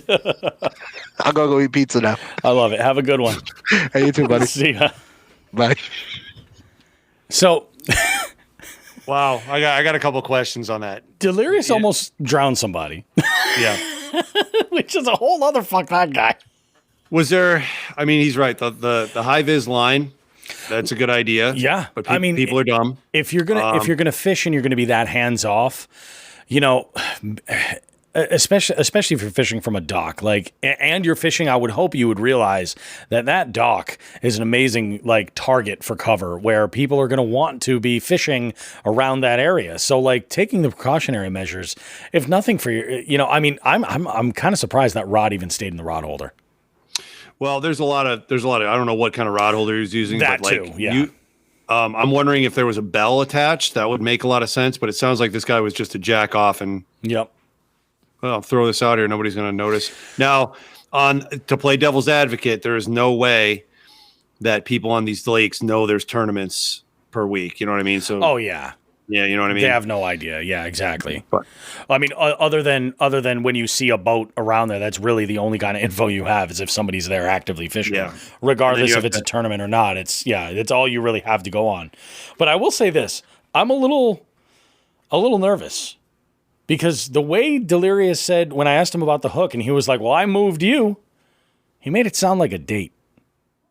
That was weird. He moved you. He moved me. We should have Howie talk about how much he moves you. Oh, I don't know if that's a good idea either, though. I don't want to get drowned in some Connecticut body of water, Sean, either. Yeah. So Delirious is a friend. I'd like to keep it that way. Yeah. You know? So in the meanwhile, while we were listening to this, have you been watching all the shenanigans? So we should let everyone know, you know, when you're a patron and you're a jig head, like we have our several jig heads are involved in the show right now. Oh, yeah. There's this little sidebar conversation has taken quite the turn. Oh, yes, it has. Because based on my ruler reading, apparently there's some suggestions on how to measure certain things with or without rulers. I don't really care about that. I'm more concerned that it got political for a second. You know who you are. Don't make it political. Keep that shit on Facebook where it belongs. That's why I don't go on there anymore. Yeah, exactly. That's not this. I will say this though. Like, I love the way they chime in. They're just like, "Oh, I would have taken that poll." Oh, hold on. Should mention it. Oh, and actually, I should mention this too. Berkshire Brett threw something in here about he should have messaged you about 2 kayaks involving a dog, friends fishing from shore. Brett, let's get that recorded. Let's either, if you can do it in a minute or less, you can leave it as a voice note at jigsandbigs.com. Just leave us a message there. If it's a little bit longer of a story like Delirious's was, just get in touch with me and we'll set it up and I'll record you. I'm glad to do it. Yep. This is great. Nelson chimes in with what I think is perfect for this. Guy lives on the lake. That means he owns the lake. You live on a lake, you own the lake. Nothing else matters. It's true. It's true. I bought this. Yeah, it's all as far as I can see. That guy's house is on the lake. It's my fucking house too. Yep. So definitely fuck that guy. At the absolute least, he could have used high vis line. D is correct on that. That's just bullshit. Mm-hmm. And I'm really surprised his line didn't get cut in that trolling motor on that high speed like that. I'm like, I wonder, was it like, what was he using? Like that 40-pound mono, like the Cajun, like that's like, it's like using like bungee cord. I still have a roll of that shit that got caught up in my prop sitting in the back of my truck. I just never threw it out. I didn't do that. Bananas, man. Fuck, definitely fuck that guy. I'm with D. I would say so. So, I mean, do we I'm gonna go back again. Where did I put my phone? I put my phone right here. It's got the format. Oh, now we're referencing the format an hour and a half into the show. I'm referencing the format because I'm not looking to go too far off the mark here. I think that about covers it for this. We do want to make a couple of mentions, though, some housekeeping stuff before we go to break. 2 things specifically, and to start out, and it's been a little while since we've kind of mentioned it on the show, is the weekly Western Massachusetts Fishing Report. Now, the weekly Western Mass Fishing Report, you can check out at any time. Just go to jigsandbigs.com and click the Fishing Report tab. It will bring you right over to our fishing report, which is being handled by Northeast Wild Woman, Cheryl. Cheryl is killing it. And she's had amazing cooperation from all of our contributors who have been giving her details and everything else. Sean is one of those contributors. Tim Jacks is a contributor. Cousin John. I mean, the list goes on and on. We got Nelson. We've got Berkshire Brett. We've got, a lot of folks from around this area giving really great information. So if you're looking for some details, and you're going fishing, hey, maybe you're trying to save your marriage and, make plans to take your wife out fishing or something like that. And you want to know what's popping off, or what they've been biting on in certain bodies of water or something like that, or have a little bit of insight. This is a great way to get a little bit of insight. Take that little bit of information, do some research, build off of that. You're unstoppable. Yep. It's really the same crew from last year. Yeah. From the fishing report when all of this started. It's just Cheryl harnesses a lot better and a lot faster than I do. Yep, she's very good at this. She gets our input, and within an hour or two, that thing's up and running. Versus me, where it would take me an hour or two to get the input, and then 3 hours to type the thing because I hunt and pack and I suck at typing. The end. But no, Cheryl's doing a great job, and we're very happy that she has taken this on for us. Yeah, it's very, very good stuff. We appreciate her. She's definitely hitting it out of the park. So this is really good. And as we go through the summer, this kind of information is going to actually become more and more important because summertime, and I mean, once we get out of the post-sun and into the real like dog days of summer, a lot of people struggle, for all types of species, and this is a great way to kind of build a community of or get some knowledge from a community, and it's free. I mean, take it for what it is. It's always good stuff. We've got we basically cover it everywhere from about like the Worcester mark west to the New York border, and in between Vermont and California, Vermont and Connecticut. So that entire like that real big western chunk of the state, we've got you covered in there, getting reports from all over the place. So good stuff. Yeah. And then, of course, the merchandise. Oh, Merchandising. God. Like Spaceballs, May the Schwartz be with you. You can buy Jigs and Bigs merch, like all the T-shirts, the hats, the hoodies, the long sleeve stuff, the performance gear. Yes, we are adding some new stuff. I am toying around the idea of a Chicopee Chet shirt. That might, I had an idea for a "That's Some Chicopee Shit Right There" shirt, but I do think that we need a comic book style character as Chicopee Chet to play that role, if you will. So I think that's going to have to happen. So I mean, there's going to be things as we go through the summer, and we're going to add some designs. We'll get it all together. Lockwood jumps in here and says, "You cheating on me with Delirious, Bobby?"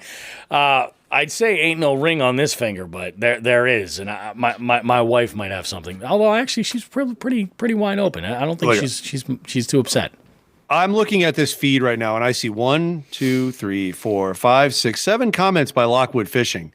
That's a lot of time he spent typing, and I still don't see a Straight Outta Crumpton T-shirt anywhere for sale. Well, I think there's some priorities messed up here. I mean, like Cody, any Chickabillies.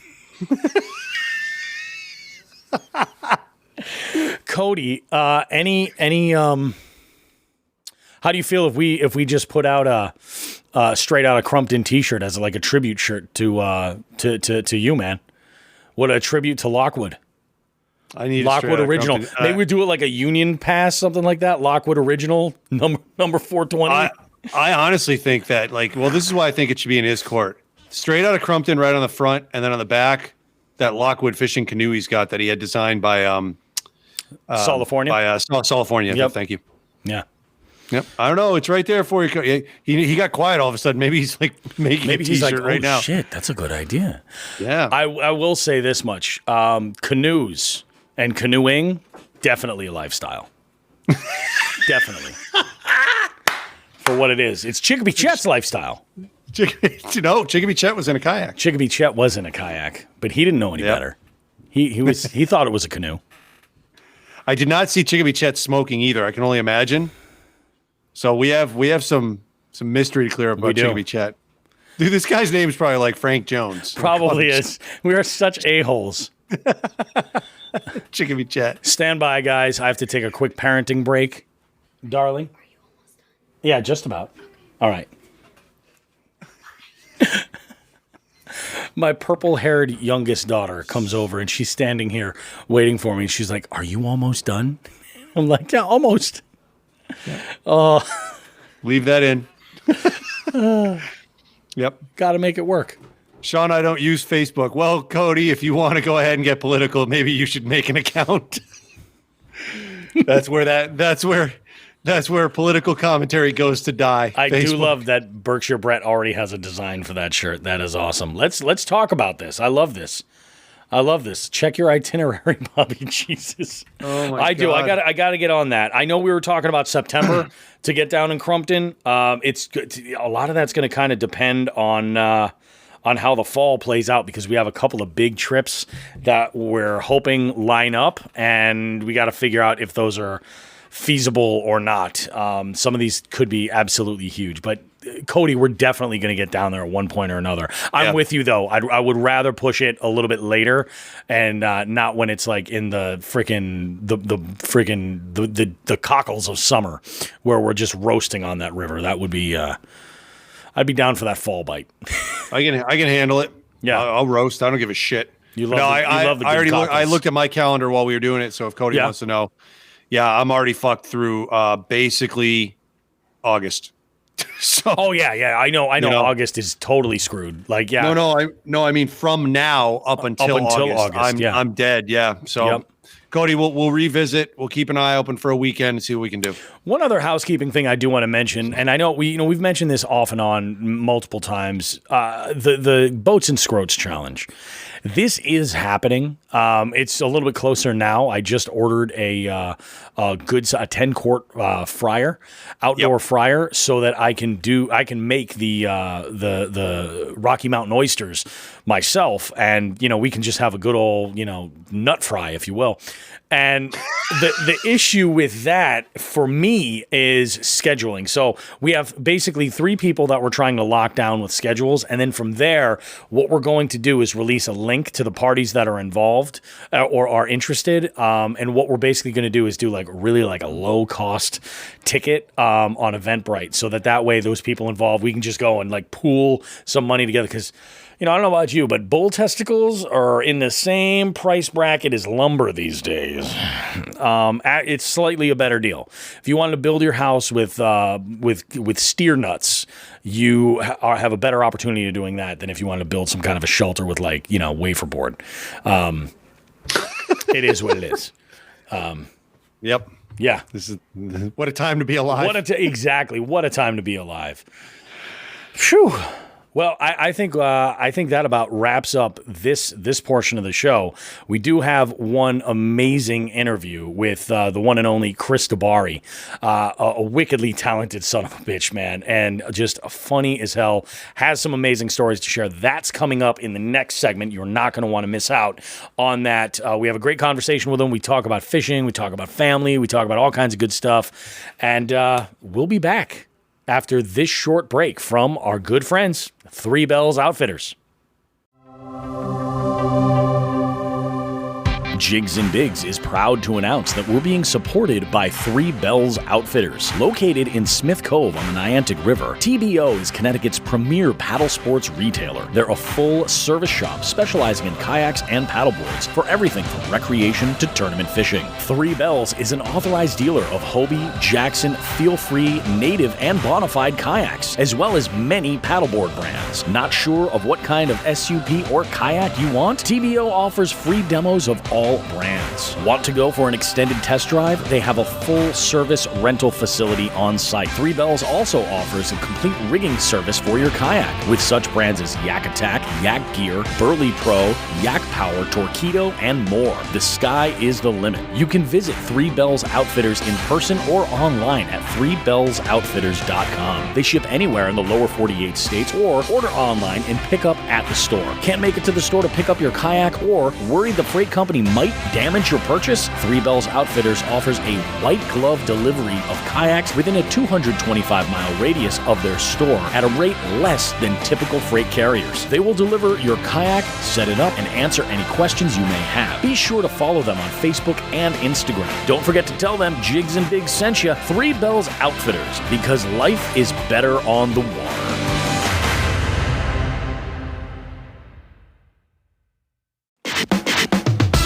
Alrighty, guys, Bobby Roast Beef here for our interview segment. In the beef seat this week, we have the one, the only, Chris DeBari with us. And Chris, it's great to have you here, man. It is really great to have you here. And you're, I can say, the only guest that I have had on that was with me when I've broken a PB.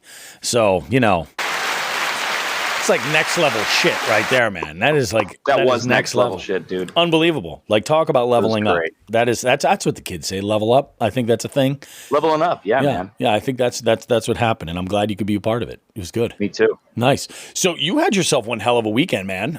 This is a holiday weekend. We're recording this, and I've seen some of the posts that you've been putting in, entering some catches in, dude, in the tournament, man. You've been doing all right. How's it fishing? I fished my balls off. Yeah, you did, dude. Living your best life out there. Nice. Good for you. And like all kinds of species too. I saw at least 3 different species. At least 4. Oh, wow. 4. Okay. All right. Smallmouth. Oh, all right. I got on a stringer of like I think it was 17 smallmouth in an hour and a half. And that culminated with my PB brown trout. That's amazing, man. I freaking love this shit. I swear, I love this shit. It's like tournament fishing definitely like stresses me out. Like it's one of those things where I just gotta physically, separate it from myself sometimes. But man, I tell you, like I love it even as a spectator. It's like, even when the fishing sucks for me, I'm just like, dude, these guys are fucking killing this. And especially with multi-series or multi-species, because it's so all over the place. I mean, it can totally go anywhere. That's what was so great about the Jigs and Bigs tournament is that you could fish on your own time, and you're being competitive. Yeah, I'm trying to get everything on the board, but at the same time, you're like, man, I'm just going to relax, enjoy nature, go after these fish. If I catch one, great. Yeah. If I don't, great. Whatever. I had a great time exploring all these new areas that I've never been to before. Yep. And it was a blast. Yeah, it's a whole lot of fun. And it's not over. Yeah.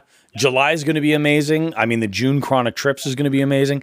This entire summer is going to be absolutely friggin' bananas.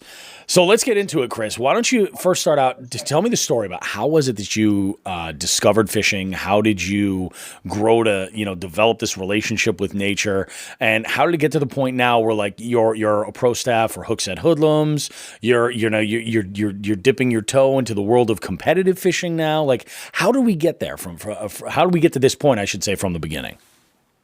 7-year-old kid watching some other 7-year-old kids on a jetty in Old Lyme, Connecticut, catching little green crabs with ham and hot dogs on clothespins and string.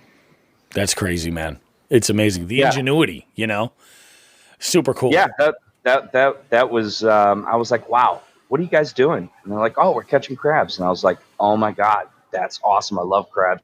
I want to do this. So I ran back to the house and went into the kitchen and said, hey, Grandma, I need some hot dogs, a clothespin, and some string. And she's like, what are you doing? And my dad's like, he's going crabbing. He's like, I'm going to take him for blue crabs later, but yeah, let him go do that. So it was like 7:30 in the morning. I sat out there all day, happy as a clam, just catching little green crabs. That's awesome, man. I love it. And then Dad took me blue crabbing. Yep. Later that day, and that was just like a whole nother experience because now you're into this big nasty critter. Oh yeah. That you have to use chicken legs from a riverbank and traps and I'm like, wow, there's actually a lot of technique to this. This is not an easy thing to do. And I was hooked. That's what did it. It's freaking awesome, man. It's so awesome. It really is. So how do we go from that? So you kind of get the bug, and then like, how do we get to the point now where you start like, now you're like you've just recently entered the world of like throwing a bait caster, recently started fishing with jigs, getting into all this artificial stuff. How did you kind of make that transition? I did little rock crabbing and blue crabbing up till the time I was 15. Yep. And I discovered guitar and girls and other things, like a lot of us. Yeah. A lot of teenagers do. Exactly. And so I kind of forgot about it, sadly, until I got married, and my wife Colleen, her father, took me out. They have a little lake house up in south of Lake George. Nice. And he's like, son, why don't you come out fishing with me? And I was like, man, I would love that.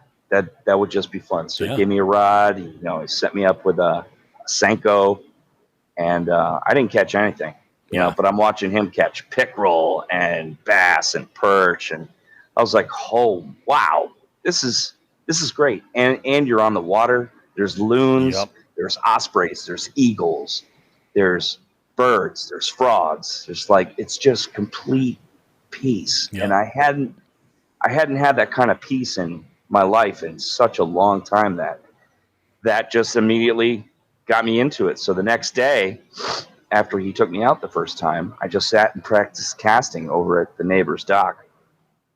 And I kept losing my Senko worm. Yep. And I'm like, Pop, what am I doing wrong here? What's going on?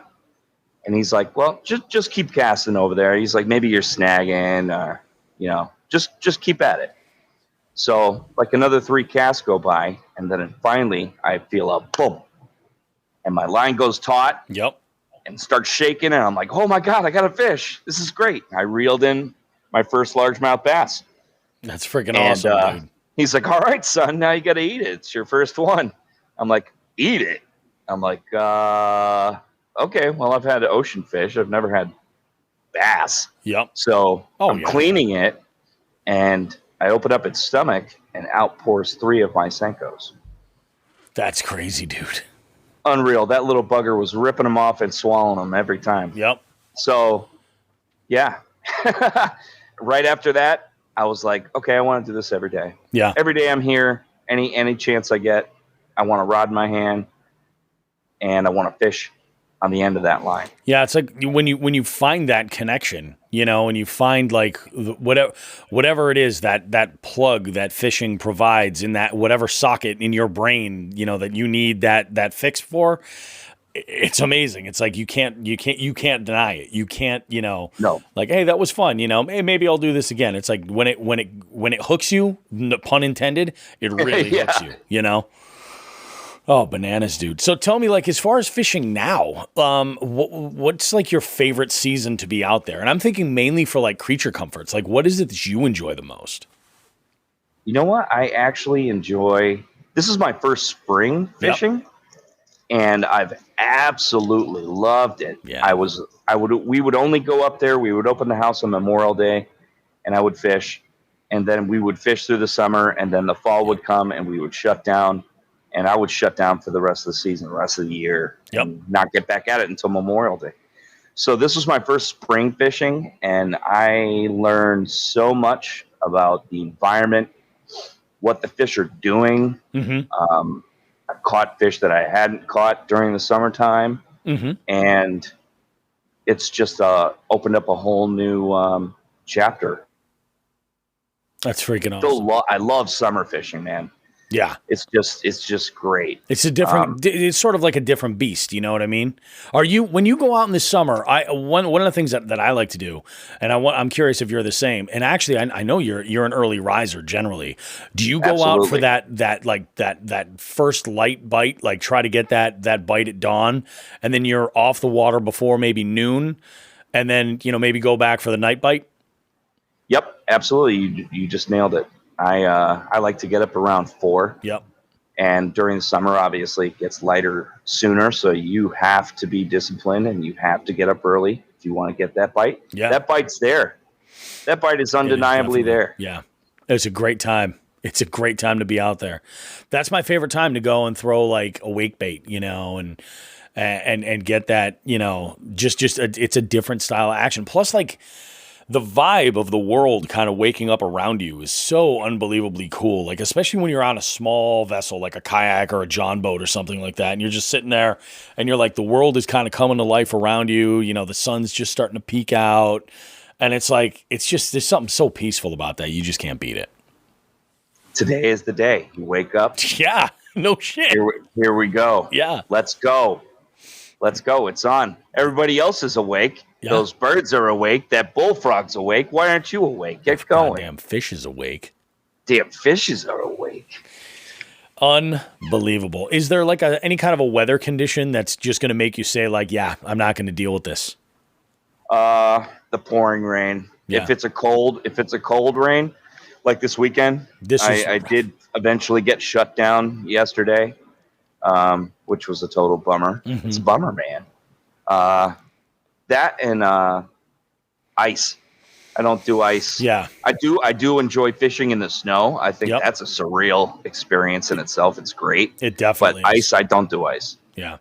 That's one thing. Like I genuinely want to give ice a fair shake. But sure. It's one of those things. I got to get my ducks lined up. And to tell you the truth, this year I've got it marked on my calendar that September the 1st, I'm starting a checklist for what I need to get lined up so that everything's in order by the time we get into full ice season, You need to get your shit tight and your corridors narrow, buddy. You're damn straight. Well, now, what types of bodies of water do you prefer to fish? Are you like, there's some guys out there that are just like, they need moving water. Like there's got to be some kind of current there. So, river systems and, creeks of any kind always come into play. Or are you more about, pond hopping and going on small, easier to kind of digest bodies of water? Or do you like the vast wide open, like these huge bodies of water that you can look at a section at a time and then sort of work on as almost like a conquest?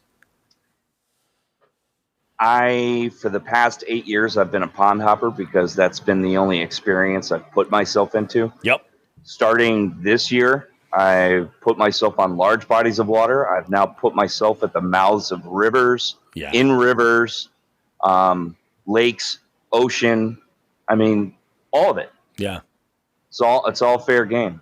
I mean, we're custodians of this planet. Yeah. It's great. It's great to explore each environment that you can find fish in. Yep. And see what's happening and check on the balance of everything while you're there. It's great. All of it. You're 100% right. Like this year I've made a big I guess I've noticed more than anything else that I should be paying more attention to river systems in as a whole. Like the tributaries and everything else, because there's big fish that are out there, man, and they're just like big fish. I lost a monster, man. Yeah. After all those little smallies, I went down to where the Hudson River meets with the Sacandaga River. Okay. Like they both joined together, and I was fishing right there, and I hooked a huge fish, probably the biggest freshwater fish I would have ever caught. Really? And the mistake I made was that my drag was set ultra tight. And that as soon as my reel clicked 2 times, I went, oh shit, my drag. As soon as I went to reach for the drag, he spat the lure. Oh, damn it. I lost my shot. Yeah. But it's one of those things where like they even say like on a day where you get skunked, if you walk away from the water and you learn something, then there's value there. So man, that's Drag can be a bitch. Drag can be a total bitch. It's like sometimes you're like you forget to set it where you had it or where you generally kind of like are comfortable with it, and then when you're sort of counting on it, you're like, oh wow, I'm letting out way too much drag, or it's like super tight, and it's a whole other set of problems. Sometimes you want it tight. I mean, if you're I really enjoy fishing in the muck and the weeds and the toughest conditions possible. I really love that. Thick, heavy cover. Mats, pads, junk. Mm-hmm. Then I like to have my drag set really tight because I want to haul that guy out of there. I got to see him. Yep. Oh, for sure. What's your, give me your top 3 confidence baits. Top 3 confidence baits, I would say number 1 would be the weightless lizard. Weightless soft plastic creature baits. Mm-hmm. Definitely number 1 because I fish so many weedy areas and they produce well for me. Great spring bait too. Yeah, absolutely. I'm really getting into swim baits and glide baits. Yeah. I would say that would be number 2 for sure. Number 3 would be topwater. Yeah. All right. There's nothing like the topwater blast, man. Yeah. Nothing like it. It's a power when they unleash the power and the fury and they're hungry, it's just intense. Yeah, it really is. It's almost like, and you create this sort of like totally different interaction with nature when you've got topwater, because first off, it's visual, you're watching for that blow up when that blow up's there. And then there's a whole separate skill set, it's like you get a topwater bite and you got to make sure that they've got it. It's like, you're not feeling that line when they blow up on it. Like that's it, it's game on. So it's like this huge rush of adrenaline. And sometimes a huge letdown when you're just like, oh, I should have waited a little bit longer with that frog. Right. I've been there too many times, but I have yet to hook up on a frog, dude. Yeah. I have yet to do it. I've had multiple blowups, but I have not gotten that down. I don't know if it's the type of frog I was using. I don't know if it's me.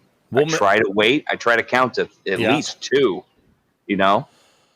We'll get them. Oh, yeah. Yeah. You're definitely going to get them. I have noticed for myself, and that's the thing about timing, is, you say, like, I've heard people say, oh, yeah, count to 3 or count to 5. And honestly, it's more about the tension.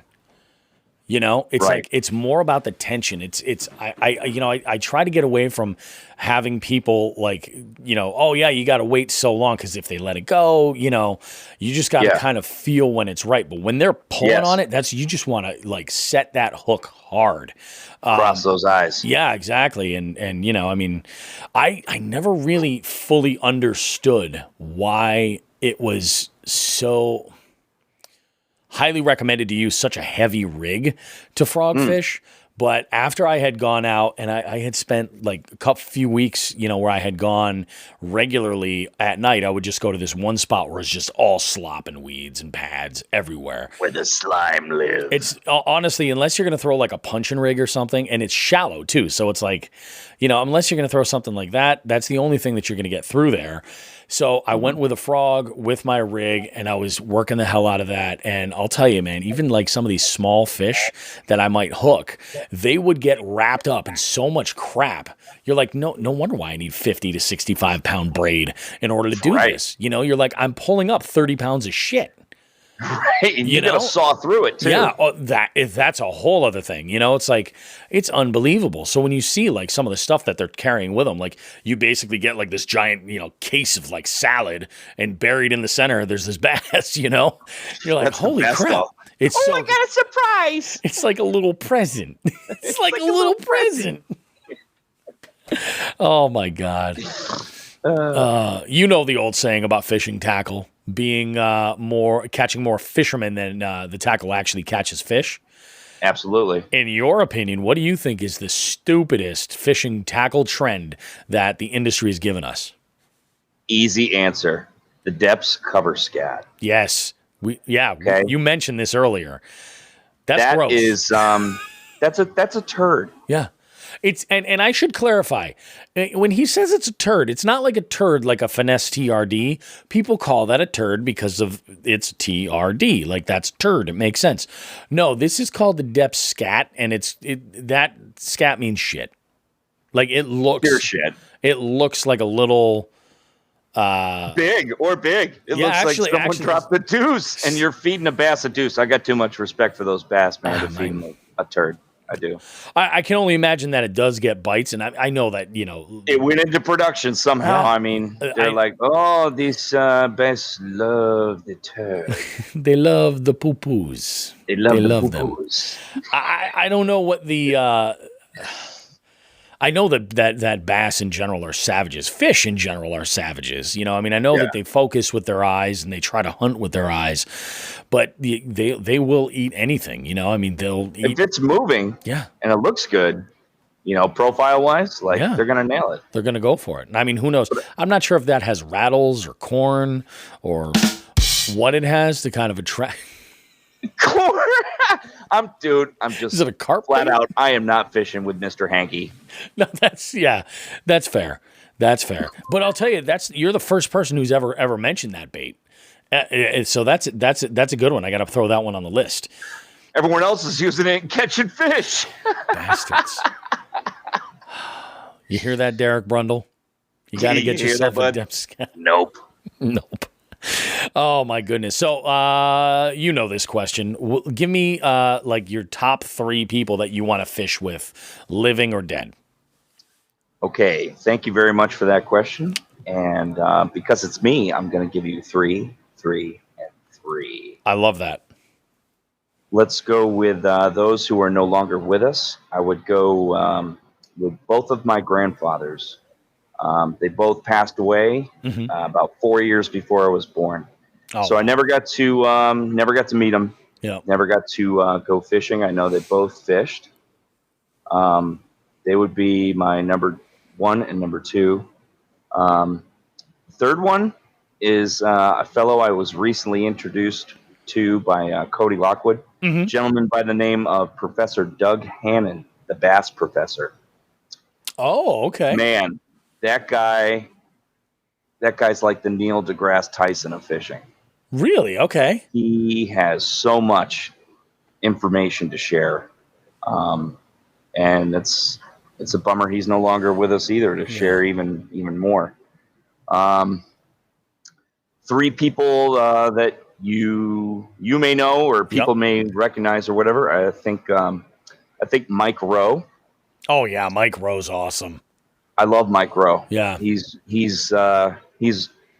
everybody. Yeah, he's an everyman, blue collar worker.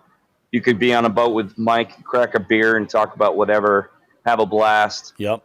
He'll probably teach you something as well because the man is an encyclopedia of experience. He's done so much shit with his life. Yeah. So much. It's great. Yep. Second would be good old Roland Martin.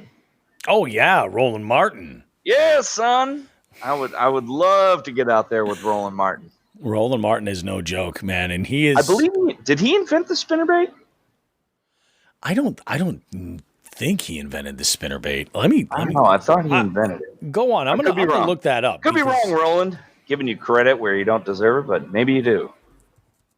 I'm not sure on that.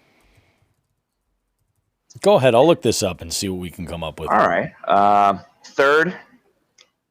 Hey guys, Matt Allen here. Welcome back to Tactical Bassin'. He is without a doubt my favorite fisherman.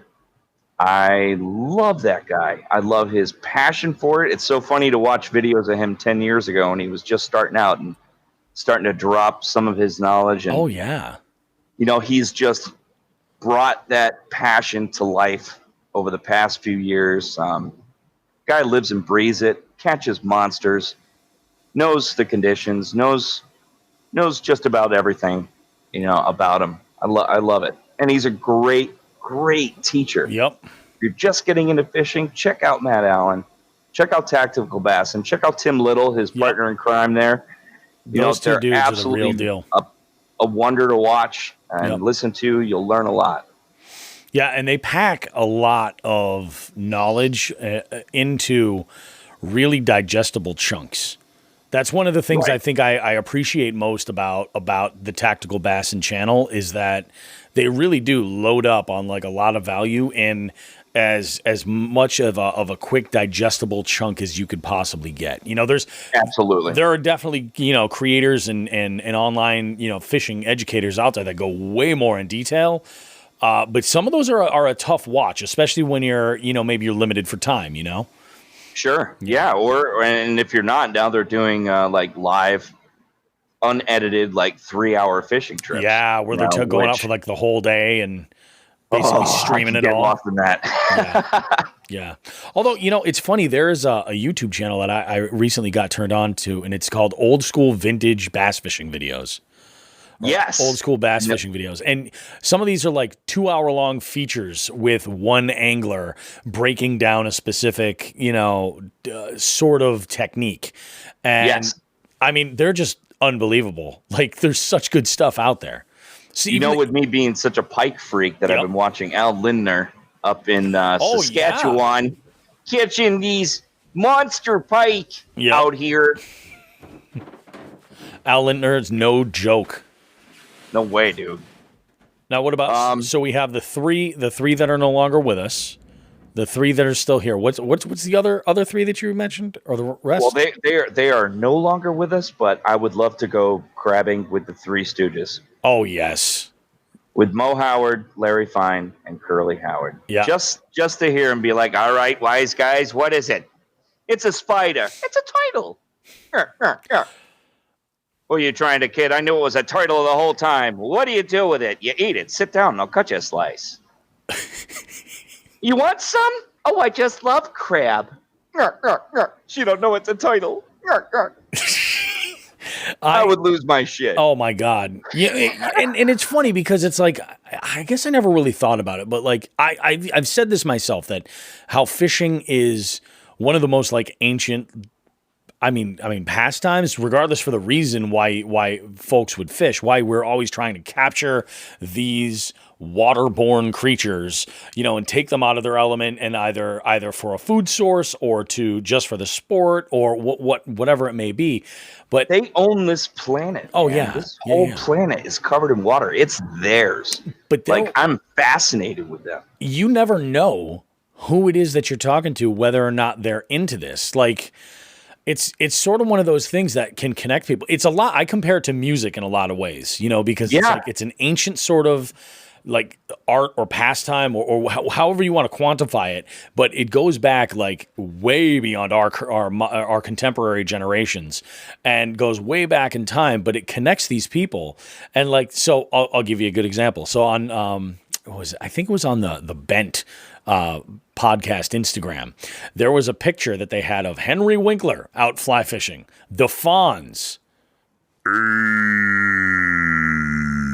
I'm like, so they shared this picture. Likes fishing? Yeah, I'm like, dude, so does The Rock. Yeah, the Rock is a pretty good fisherman as well.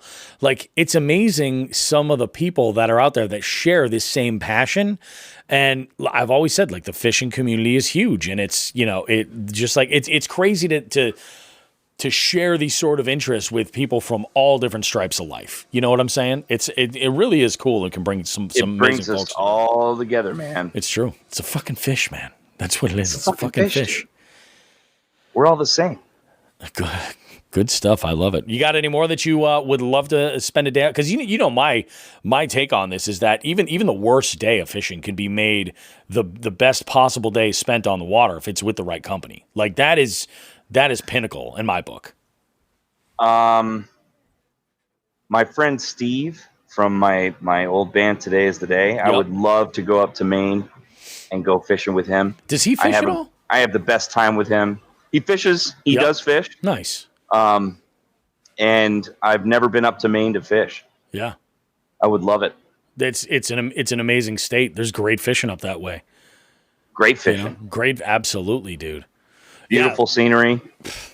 Fucking blueberries. Top notch, kid. Right? Lobster. I didn't even go lobster. But yeah, that's what you and I'll do. We'll book a nice weekend in a Gunkwit. We'll go.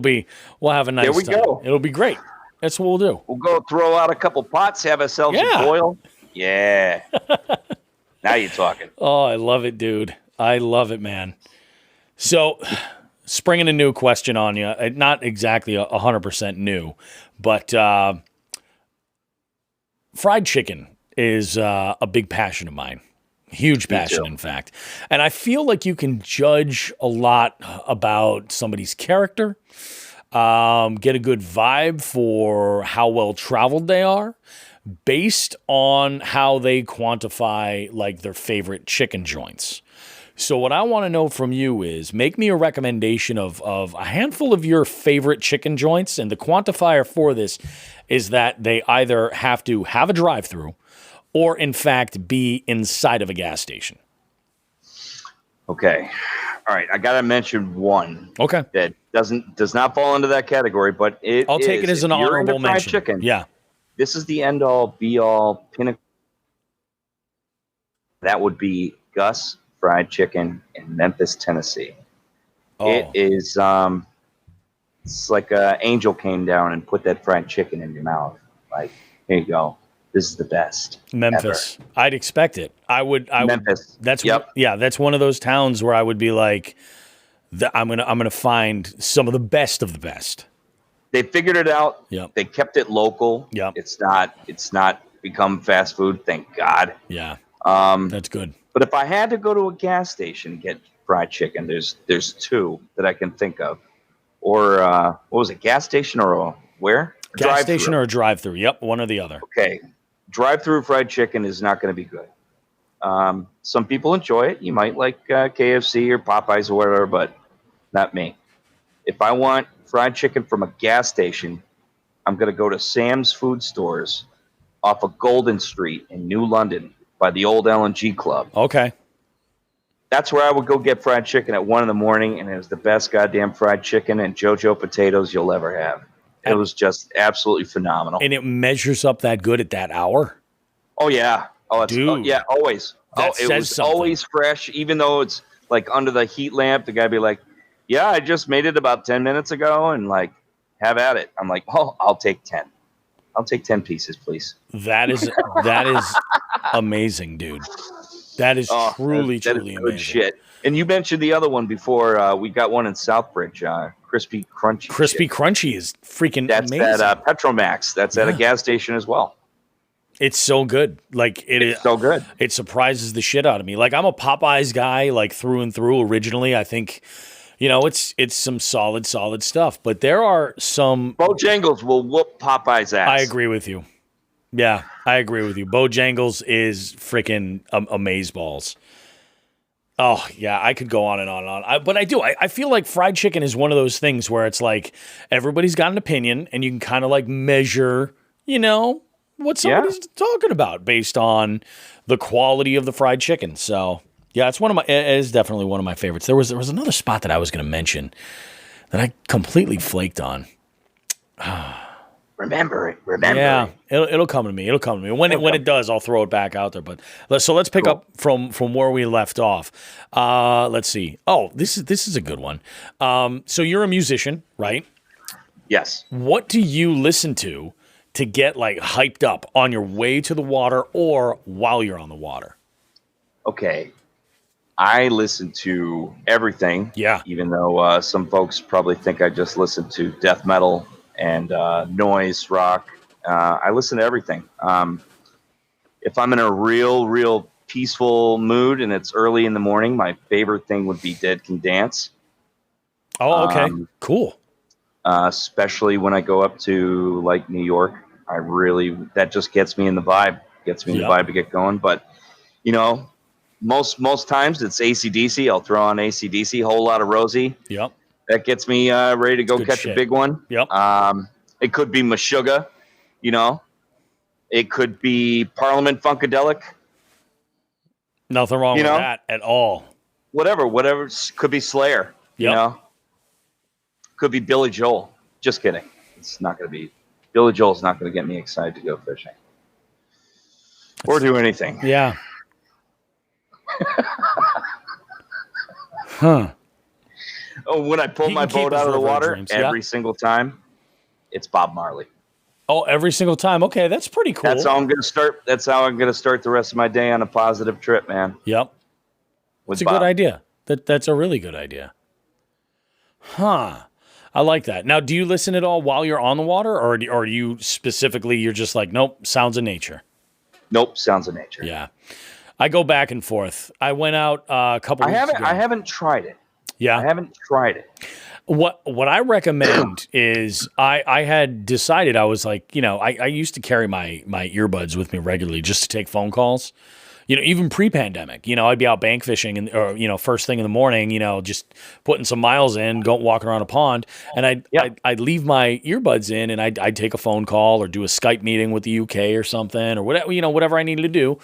And while I was out on the water, and it was really nice. And then I started listening to music there. I just listened to like wherever my head was at, I would just go and dial into whatever channel it was. It might be alt country, it might be freaking Action Bronson, it might be, who knows. So it might be on Delirious's John boat listening to pirate themes. Listening to pirate themes, exactly. Well, then it was Delirious. Experience. I gotta have it. It was Delirious who pointed out. He's like, first time we had gone out on his boat, he's like, I picked up this really nice Bluetooth speaker, and I was like, that doesn't jar the fish at all? And he's like, I never noticed. And then I had the greatest day ever on his. Right? I caught 3 over 16. Like one of them was over 18. I was like, holy shit. I'm like, this is a good day. And I'm like, here we are jamming out to all kinds of tunes, at a quiet level. It's not like he's going for like maximum decibels or anything like that. But I'm like, this is way better because I'm not having these earbuds kind of like separating the nature sounds from everything else. So when I went out, still be aware of your environment. Exactly. So something blows up on the water near you, you're still going to be able to hear it. So I thought that was kind of a cool idea. So I decided when I went out on my kayak this last trip out with my buddy Paul, I just used my phone in my pocket and put on some lo-fi beats. Sometimes I like to just like get lost in the down tempo lo-fi beats. Yeah, man. And I'm like, there's something so like serene about this. I'm like, this is awesome. And I had a great day. Like it was just so nice. So I definitely. That's all you can ask for. Yeah, I kind of like it. I think I might invest in a waterproof speaker, just to kind of like take less of a toll from my my battery on my phone. But yeah, it's good stuff. Yeah, I'm down with it. What's your most unusual talent, either fishing related or not? I would say my most unusual talent would be my penchant for impersonations. I would agree. Since I was a kid, I think I watched way too much TV, but I just, if I identified with a character, I would just try to mock it, make my friends laugh, make my family laugh, just try and make people feel good and make them laugh and like, oh, wow, Impressions are amazing too, because it's like, so we can let the cat out of the bag here that the voice of Alexi and of Howie is Chris DeBari. Like, he's done all of this stuff. So when we say like he's a talented dude, he's way more talented. Like this super creative and really good, because like pulling off especially accents, international accents, and fluidly switching between them, like, is unbelievable. So nice job, dude. Hi. Thank you so much, Bobby. I appreciate it deeply. I love it, man. It's so freaking good. You know me too well, comrade. And that's like, I knew this question. I'm like, oh shit, that's right. I should definitely ask Chris this one. 100%. I'm like, this is too good.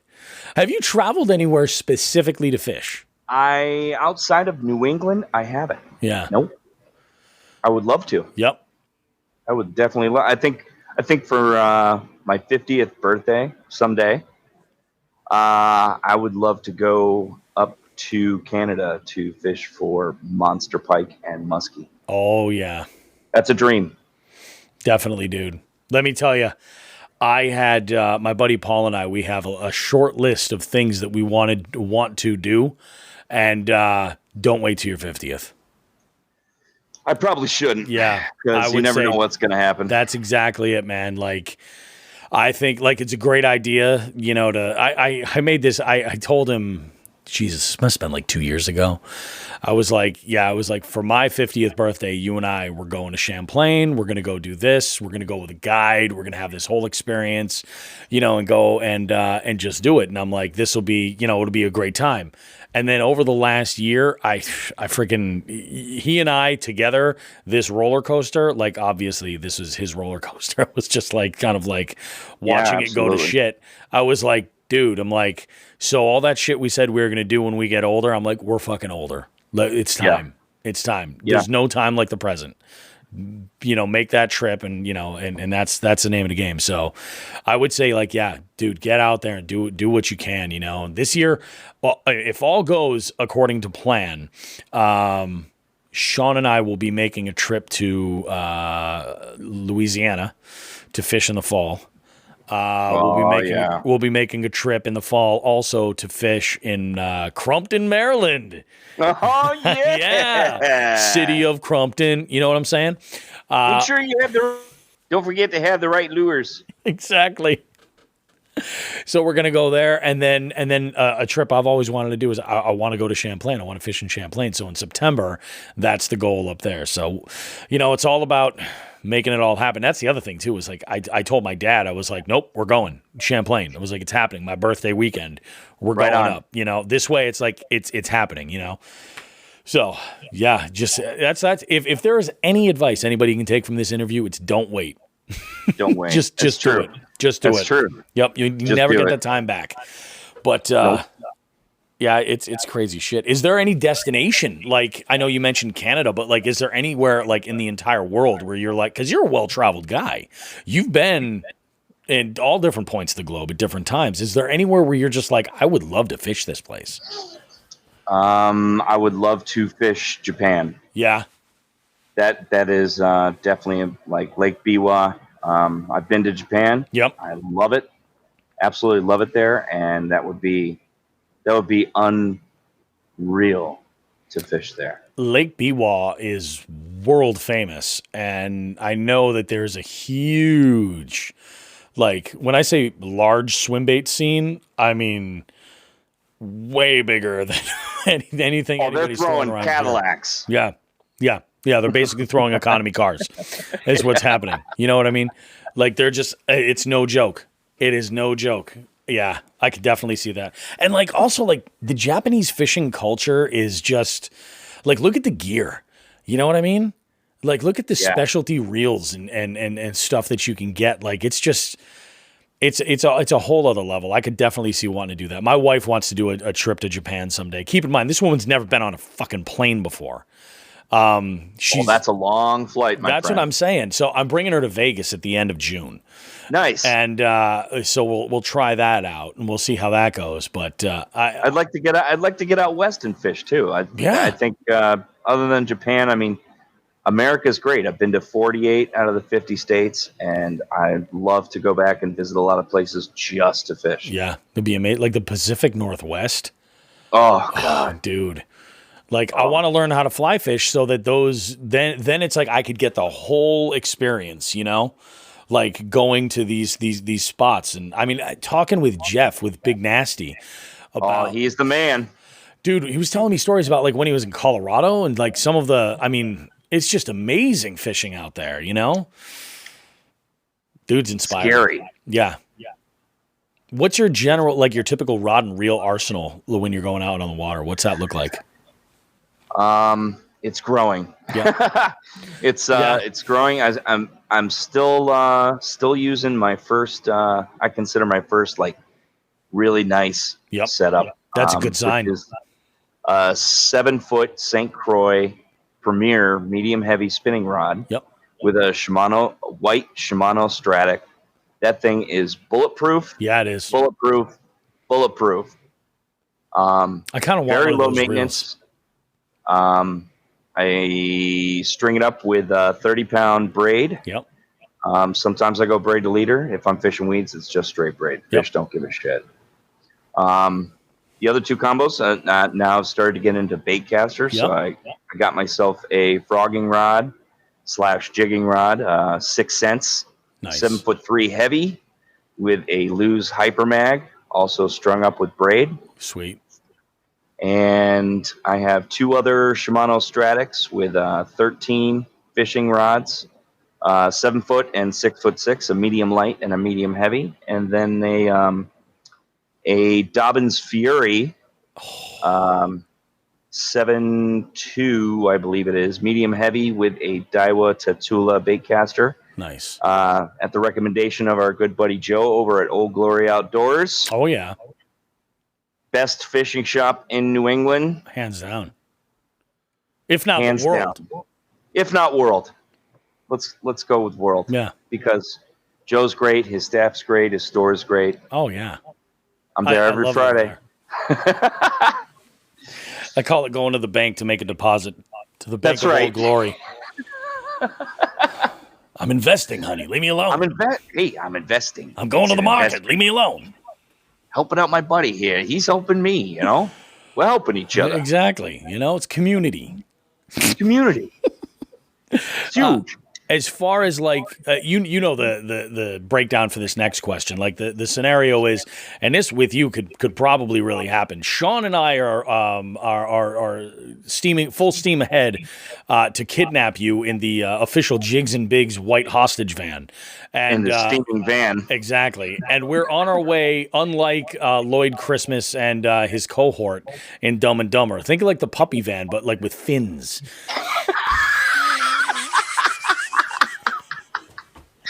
I see this.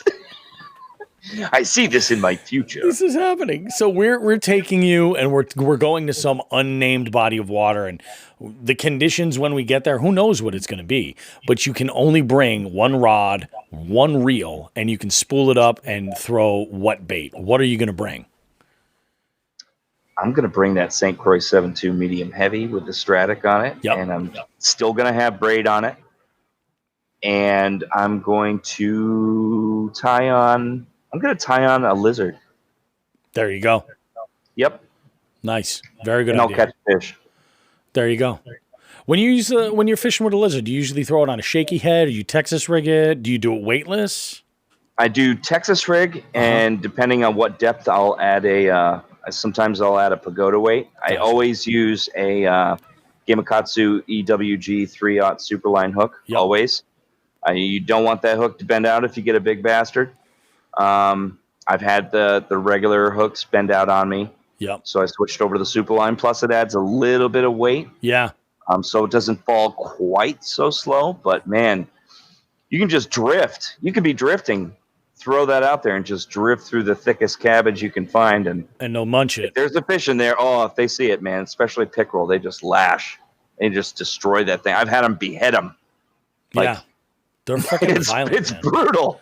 They really are brutal. like savages, dude. I'm telling you, it's kind of freaking bananas. My last two bass of this weekend were both on the blew me away. We're both on the lizard. Nice. That's a good. It's a killer springtime bait. It's a killer year-long bait, bro. That's the thing when it comes to the lizards. When I've thrown them, it's usually on a shaky head. Yeah, I think you're right. You usually throw the Z-Mans? I usually throw Zoom. Yeah. Zoom. I'm gonna play around but with now I just discovered this guy on Instagram named Paul Crew. Oh, okay. And Paul Crew's Custom Baits, and he does a salamander. He does 2 different salamanders, which are both native to us in Massachusetts. One is black with yellow spots, and the other is the blackish brown with the dual red stripes down his back. Oh, okay. So they look really good. I'm gonna have to give them a shot. Like clear water, I could see that being key. I saw it was so crazy. I was at Sacandaga Lake this morning, and I'm looking down at these tadpoles. All of a sudden, I see 2 salamanders hunting them. I'm like, there you go. There they are. There they are. That's crazy. Going after it. I freaking love it, man. Aside from like going out and buying fishing gear or, maybe planning and actually like, going fishing or planning trips, how is it that that fishing has become like a part of your everyday lifestyle? It's definitely a lifestyle. It is 100% a lifestyle. 100%. Yeah, without a doubt. Whenever I'm driving now, like especially today, I had a nice 3-hour drive back. Yep. I looked at every body of water.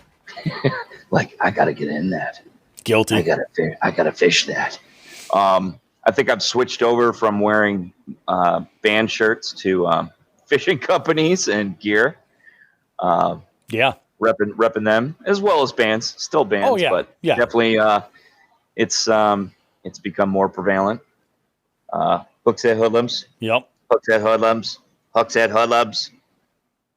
Those rattling bugs, man. You caught them on the rattling bug. Dude, I did catch one on the rat. Am I the first guy to get one on the rattling bug? I'd say it's either you or Rodney out in Indiana, but I think you might have been the first one to get to land one with the rattling bug. Nailed it, man. He nailed it. That fish nailed it. And it looked great. It looked great on the drop.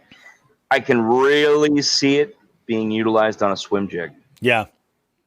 That's why I got to play around with it. The claw action looked absolutely great as I was swimming it. Mm-hmm. I got to play around with that a little bit. Yeah. That is one presentation I've been absolutely loving lately is the swim jig. Yeah, dude. Never really gave it a solid shake, but I have been getting on them pretty good using those 6 Sense hybrid swim jigs or the beautiful. Divine swim jigs. Oh my God, they're so great. So unbelievably great. So what else do we have now for questions? Oh, these are the big ones. Actually, yeah, there's one more, and then we have the big ones. So the big one is this: like, where is it that you see? Where do you want to see yourself in fishing in like the next 5 years or so? Where would you like to see yourself either grow in the world of fishing or have the world of fishing take you? That's a great question. First and foremost, I would love to just see my son Nicholas continue with his passion of fishing. Like, he totally loves it now, and he's really my best mate. Yeah. I enjoy fishing with him so much, and seeing him catch a fish and seeing the look on his face, like, it does everything. It's everything. Yeah. It's everything for me. I mean, myself, I really want to see myself just grow as an angler, multi-species. Like you said, I'm just getting into the tournament realm, and I'm enjoying getting some competitive experience. Oh yeah. It's certainly an experience. I'm learning a lot. You want to just continue to learn. I want to get better. I want to catch bigger fish. Yeah. I want to catch multiple species. I want to get on the ocean. Wherever it takes me, it takes me. I don't think about that too much. I just kind of let the chips fall as they may. Yep. That's awesome, man. I think that's As long as I'm growing and learning, and as long as I'm enjoying it. The Yep. day that I don't enjoy it anymore, I won't do it. But I don't ever. I'll be going to my grave with a fishing rod in my hand. Yeah. That's how I hope to live my life from here on out. Is like that, you know? That's it. Just fish my ass off and enjoy it, you know? Connect with nature as much as possible. So, you know the story with these last two questions. The first one is the story about like that moment that you were most proud of when you were on the water. Maybe it was a PB, maybe it was I don't know, maybe something happened on the water where it was just a crazy story and you were able to be involved and like help out with it or something. But whatever the instance was that you were most proud of on the water, that story. And then on the other hand, we need sort of that, like the largest, because every angler's got them in spades. Oh, yeah, we do. Yep. We got the heartbreak. Let's go with the victory first. Yeah. So back to that first bass that I caught. So after catching that on that worm, the next day I went to this local tackle shop in Corinth, New York called Bob's Baits. Mm-hmm. And I said, I want to catch bigger fish. I need a bigger worm. So I bought a 7-inch Senko. Huge. Came back, and of course it started to rain. And I was like, I'm going out there anyway. So I took the boat, and it's just this little 12-foot Sears boat from 1976 with a couple chairs. I built a wood floor for it for my father-in-law. Yep. And I just went out by myself to the middle of Lake Luzerne and just dropped this worm and just sat there and chilled out, relaxing with my thoughts, as it were. And about 20 minutes or so into just drifting and floating, my rod tip bends over. And I went, shit, what'd I do? Hook a tire, I get a log, a car, a body. A bus. Hey, you never know. You never know. It's true. Surprises happen. But I'm looking at it. I grab my rod real quick because I don't want to lose my rod and have that go in the water. And I pick it up, and then I feel it move. I feel it sway. Yep. And I went, not a tire. There's something alive on the end of this. What the hell is that? So I hold on to that rod for dear life because that thing decides to run. And it goes away from me, and then it comes back under the boat like a dart and almost pulls my rod out of my hands. Oh, yeah. So I held on to that thing for dear life for like 20 minutes. And I just kept slowly trying to crank the reel and reel it in a little bit. And my drag, because I didn't know what the hell I was doing at the time, was set way loose. So I was just reeling. I'm like, Jesus Christ, I'm not getting anywhere with this thing. But finally, that floated up on its side. And it was a 36.5-inch long northern pike. That's amazing, man. That ate a 7-inch long Senko worm. Yeah. You're not supposed to eat that. Dead sticking. Dead sticking. Yeah. That's Dead sticking, caught a 36.5-inch pike. So I freaked out. I had this tiny little net. I net the thing. I put it in the boat, and I immediately throw the oars over it. And I'm like, now what do I do? Yeah. What the hell is that? I don't even know what that is. I got to bring it back to the house. I essentially have an inland sea monster now inside my vessel. Oh, total Loch Ness. When I got back to the house, my nieces and nephews were on the deck. They're like, "How many fish are in that net?" I'm like, 1. And they're like, "I'm never swimming in that lake again." Oh my God. I'm like, guys, it's okay. They're not gonna. I don't know that they're not gonna attack you, but I was pretty confident at the time. Like, they're more scared of you than you are of them. Yeah.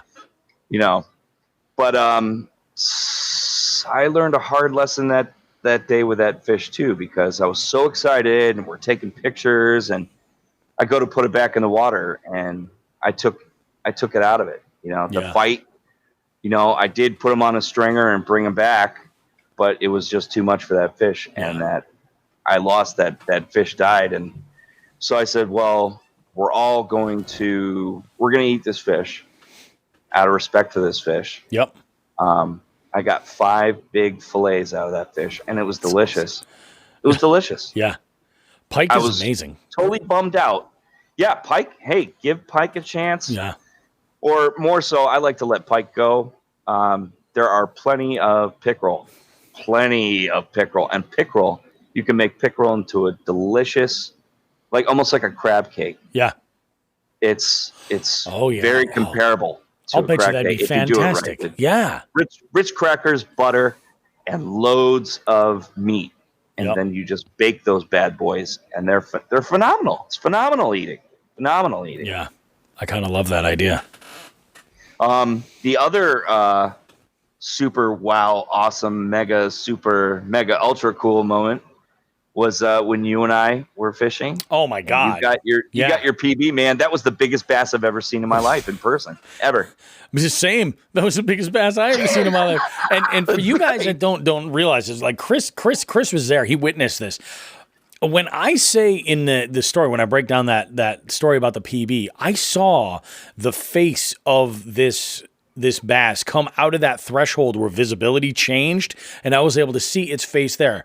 And my jerkbait was just suspended right there, and I gave it one tiny twitch, and this fish just moved and grabbed it. And I don't know about anybody else, but when I'm fishing and I can sight fish, I see the fish there. Oftentimes I'm like, well, that's a pretty good sized fish. I'll bet you that goes about 2 or 3.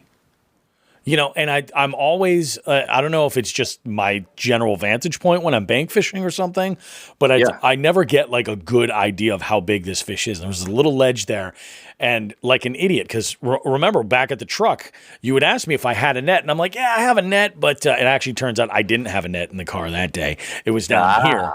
So I kind of felt a little bit better about that, but I was like, yeah, I have a net, but when I bank fish, I usually don't use a net. I can just generally lip them and, get them out with no problem, or flip them up onto the bank pretty simply, and I think I even made the joke, like, I don't catch fish that are that big. Well, this one here took my medium power bait casting rod and bent it in half, and Chris was right on it, dude. And he jumps down to grab this fish, grabs it, and I'm thinking this is like probably a 3-pounder, and he turns around with a 22-inch largemouth and goes, "Here you go, dude." Like, where the hell did that come from? You got Godzilla, man. Unbelievable moment, man. That was going to go down as one of the best days I've ever had on the water. Absolutely. It was so much fun. It was great. Like the meal afterward just sealed the deal. It 100% sealed the deal. 100%. Man, it was such a great time. And we got to do that again soon. Oh, we will. Oh, yeah. For sure. You got to be there for my PB, bro. Yeah. Oh, definitely. 100%. I will bring a net. I will have a net. We'll have the net. It's so funny because now on my bank bag, I've actually rigged my collapsible net so that it's always there. There's no reason for me not to have it. Same thing with my catch board. I throw the whole thing on my back and I'm good. Dude, I was bank fishing today and I'm like, I had my catch board in my net. I brought my net with me. Yep. And then I was like, wait a minute, this is like getting heavy. I got 4 rods with me, which is probably too much. So I took my catch board, pulled back my hoodie, just slid the catch board back behind my hoodie. That was great. Yeah. It definitely gets the job done, man. Got my fishing bag, got my net, got my rods, got my coffee. Good to go. Yeah. It's all you need. It's all you need in life. So what about this epic fail? What's the epic fail story? Oh, the epic fail. Oh, man. Okay. Well, I work really hard. I take a lot of pride in my work, and just the fact that I bust my ass for everything I get. And I was out fishing with my buddy Josh, Pencilmancer. Yep. And we were fishing on Luzerne, and I had a white-faced hornet buzzing around my head and land on my face. Now, I don't know if you've ever been stung by one, but it's like getting hit with a ball-peen hammer. And I did not want that experience again, so I just immediately swatted at my face. Yep. And my brand new fishing sunglasses flew right off my head into the weeds, about 25 feet deep, and they were gone. And I was like, well, that just happened. That sucks. Okay. All right, moving on. It happened. God damn it. Okay, it's cool. Go back to fishing. He and I move out to this weed line, and we're fishing. And I stupidly placed one of my rod and reel, my brand new Shimano Sahara at the time, put that combo at a 45-degree angle on the back of the boat. And I went to cast with my other rod, and I knocked her right into about 50 feet of water. Yep. And I freaked out. I grabbed the trolling motor, and I meant to hit it in reverse, and I hit it in forward. So we took off like a bullet away, and I'm watching this thing sink, and I'm like, no. That sucks, dude.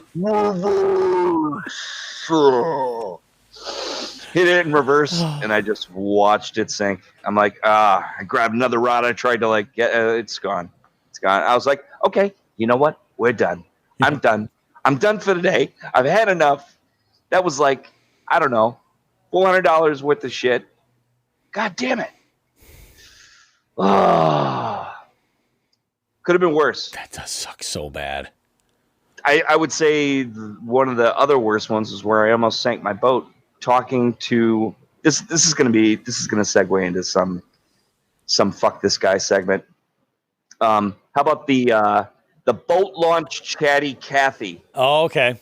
When you're trying to get on the water, it's early, you're limited for time, you might not even have that much time to fish, and they just want to chew your ear off.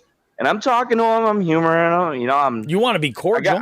I got my number one rule is don't be a dick. Yeah. Okay? Just don't be a dick to anybody. Try not to be a dick.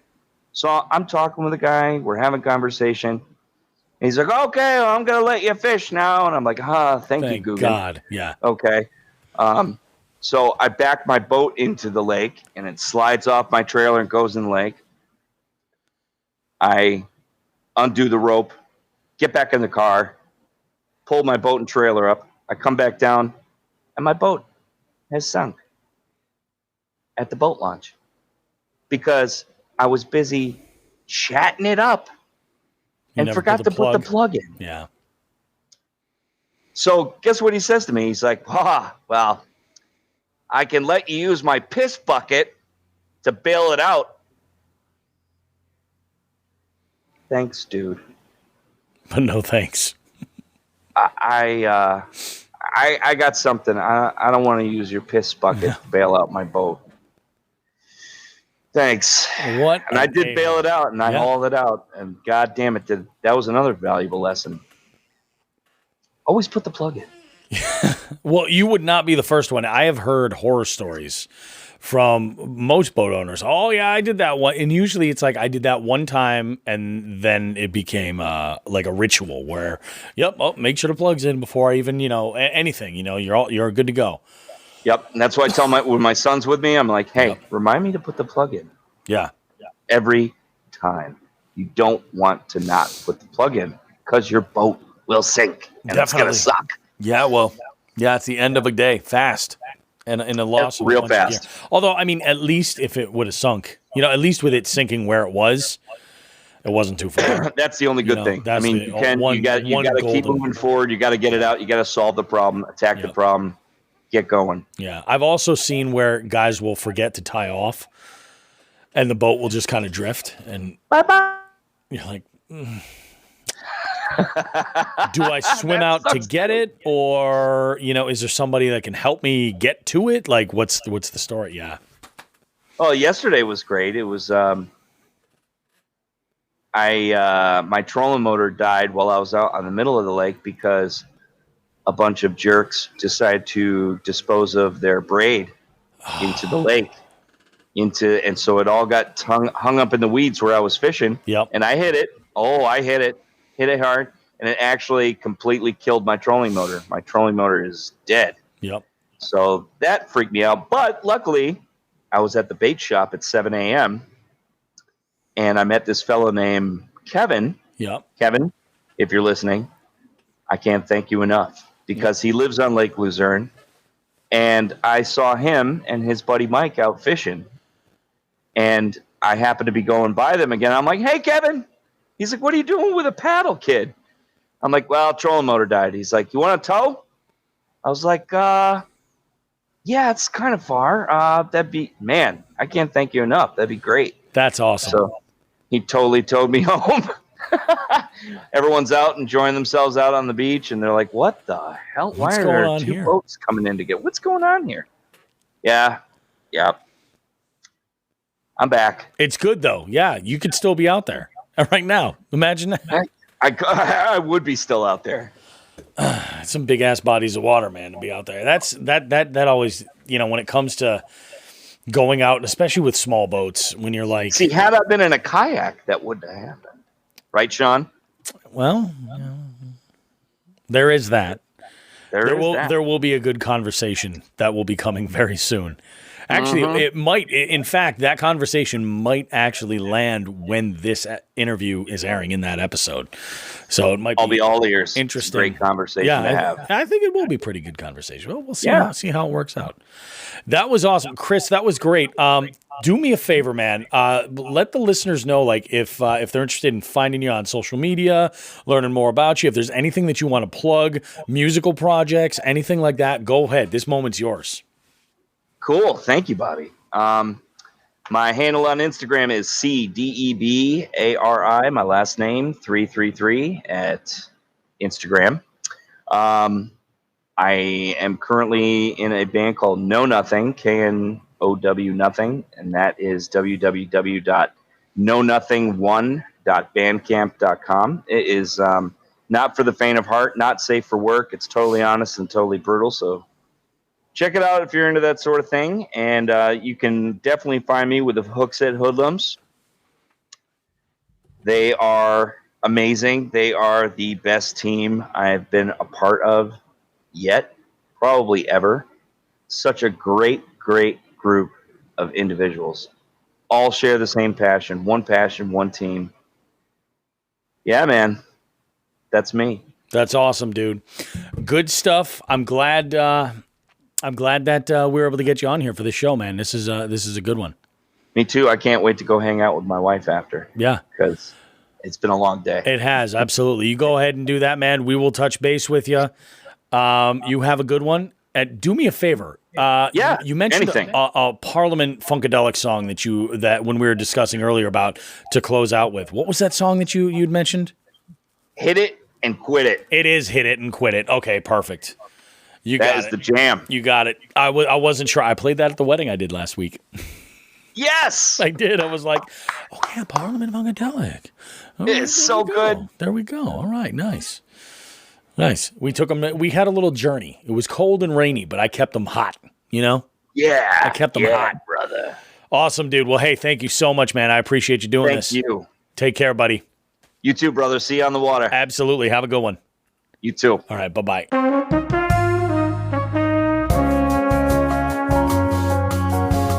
Well, that about does it for us, guys. That's another episode in the books for Jigs and Bigs. I cannot believe we've had the consistency to make this show each and every week for as long as we have had. This is show number 65, which is kind of insane that we've been doing it this long, and I love it right now. I freaking love it. We've got nothing but the best listeners on the planet. So thank you, everybody who's listening to this show. All of our jig heads who contribute and give us some great feedback. And, of course, our good friends and partners, Old Glory Outdoors, Three Bells Outfitters, of course, Hookset Hoodlums, and Stretching Lines Angler's Gear, which, by the way, I don't know if you've seen this yet, but I think it's becoming my lucky hat because that hat you gave me, I put it through the paces this weekend, and that's how I was catching some okay fish. I was catching some of them, so... Due to my involvement with Stretching Lines, I was also given a hat for myself, a very nice white one with some it's like, what do they call it, fishaflage scales or whatever the hell it is. Mm-hmm. Yeah, that hat immediately got repossessed by my youngest son, so I think I have to have Damien set me aside another one. Oh, really? Yeah, well, it happens. Dude makes good stuff. It's a damn nice hat. It is a damn nice hat. Yeah. Oh, good stuff though, man. I got to tell you guys, this is going to be an amazing week. I am, like I said, on next Sunday, I will be demoing a bunch of different kayaks over at Three Bells Outfitters, and I'm very excited to do so. I know that the crew down there at Three Bells is excited to kind of like take on this little project, and who knows what's going to happen. In fact, there's two things that's going to happen from this.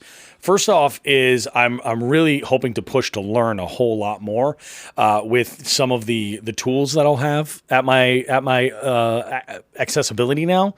But on top of that, I'm going to do a whole walkthrough and show you guys all about what this kayak has to offer, what kind of rigging they did, all this stuff. And you're going to kind of get to go on the journey with me, not just in, reports, things that I feed back here on the show, but expect to see some video on Instagram and on the YouTube channel as well. So there's going to be a lot of this stuff together.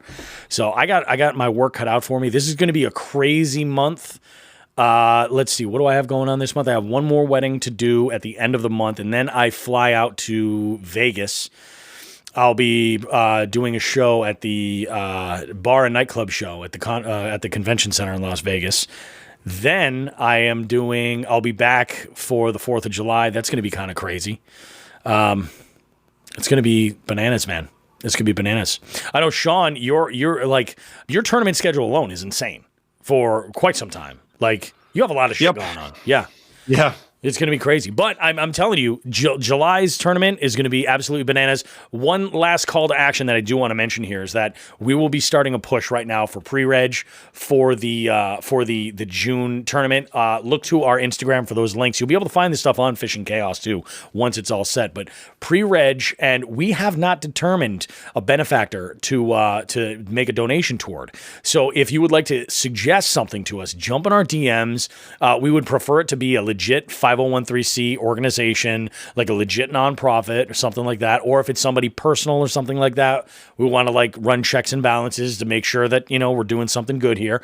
And if we don't end up finding another charity, we're just going to roll over, instead of making a donation, we're just going to roll that over into amazing prizes so that the prize packs will be bigger and better.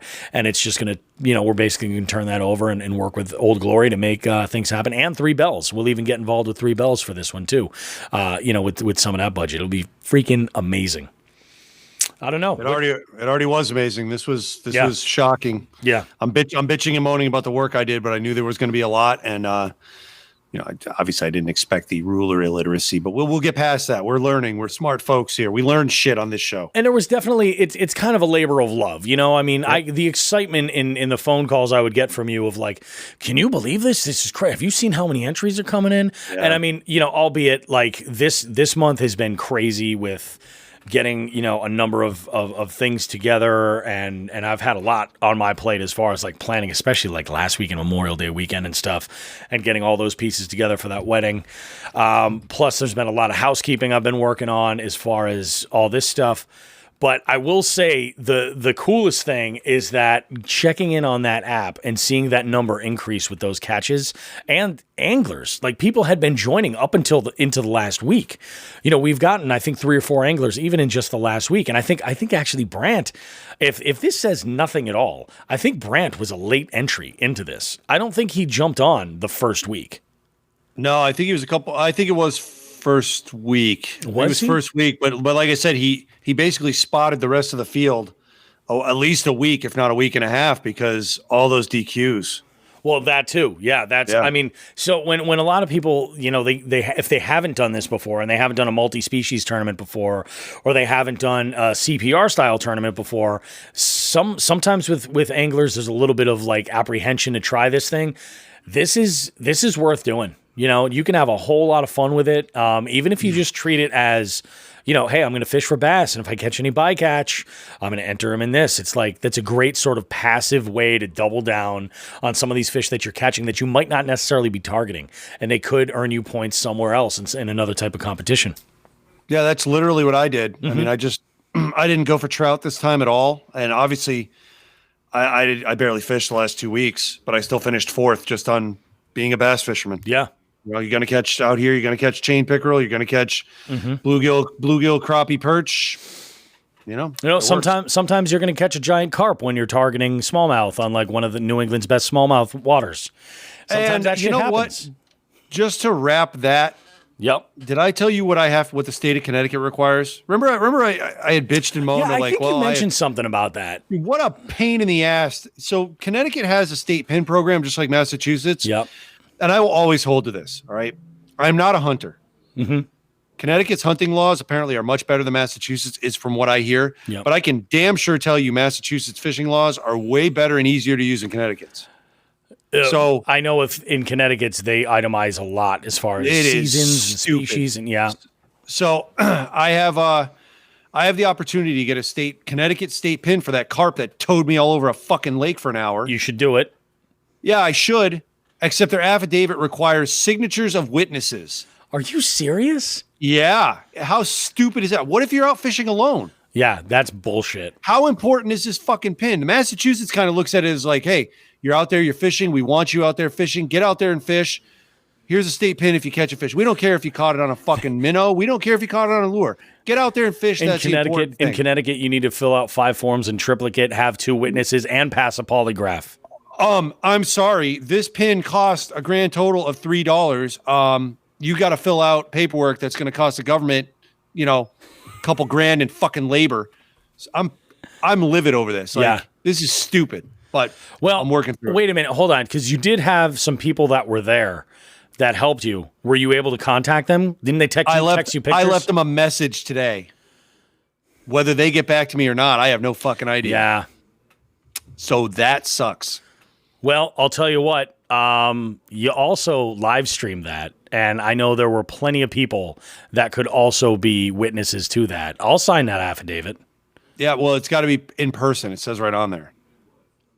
So it's fucking stupid. What a dumb fucking rule. Yeah, it is. It is stupid, but like I said, Connecticut's got good hunting. One I know off the bat, you can hunt on Sunday in Connecticut. Yeah, you can't do that in Massachusetts, which is just stupid. Yep. But when it comes to fishing, Connecticut just shits the bed. They're just idiots. I'm good. Like, I really regret buying that fucking license. I do. I caught fucking trophy smallmouth all weekend and the biggest fucking carp I've ever seen in my life. Yeah. And I regret it. Spending that fucking money to help that state. Oh. You know what we need? We need people to litigate, to change those rules to things that are more logistic. Who do we possibly know? We got to know somebody. We have a big network. We know enough people in Connecticut. I think we can make some shit happen.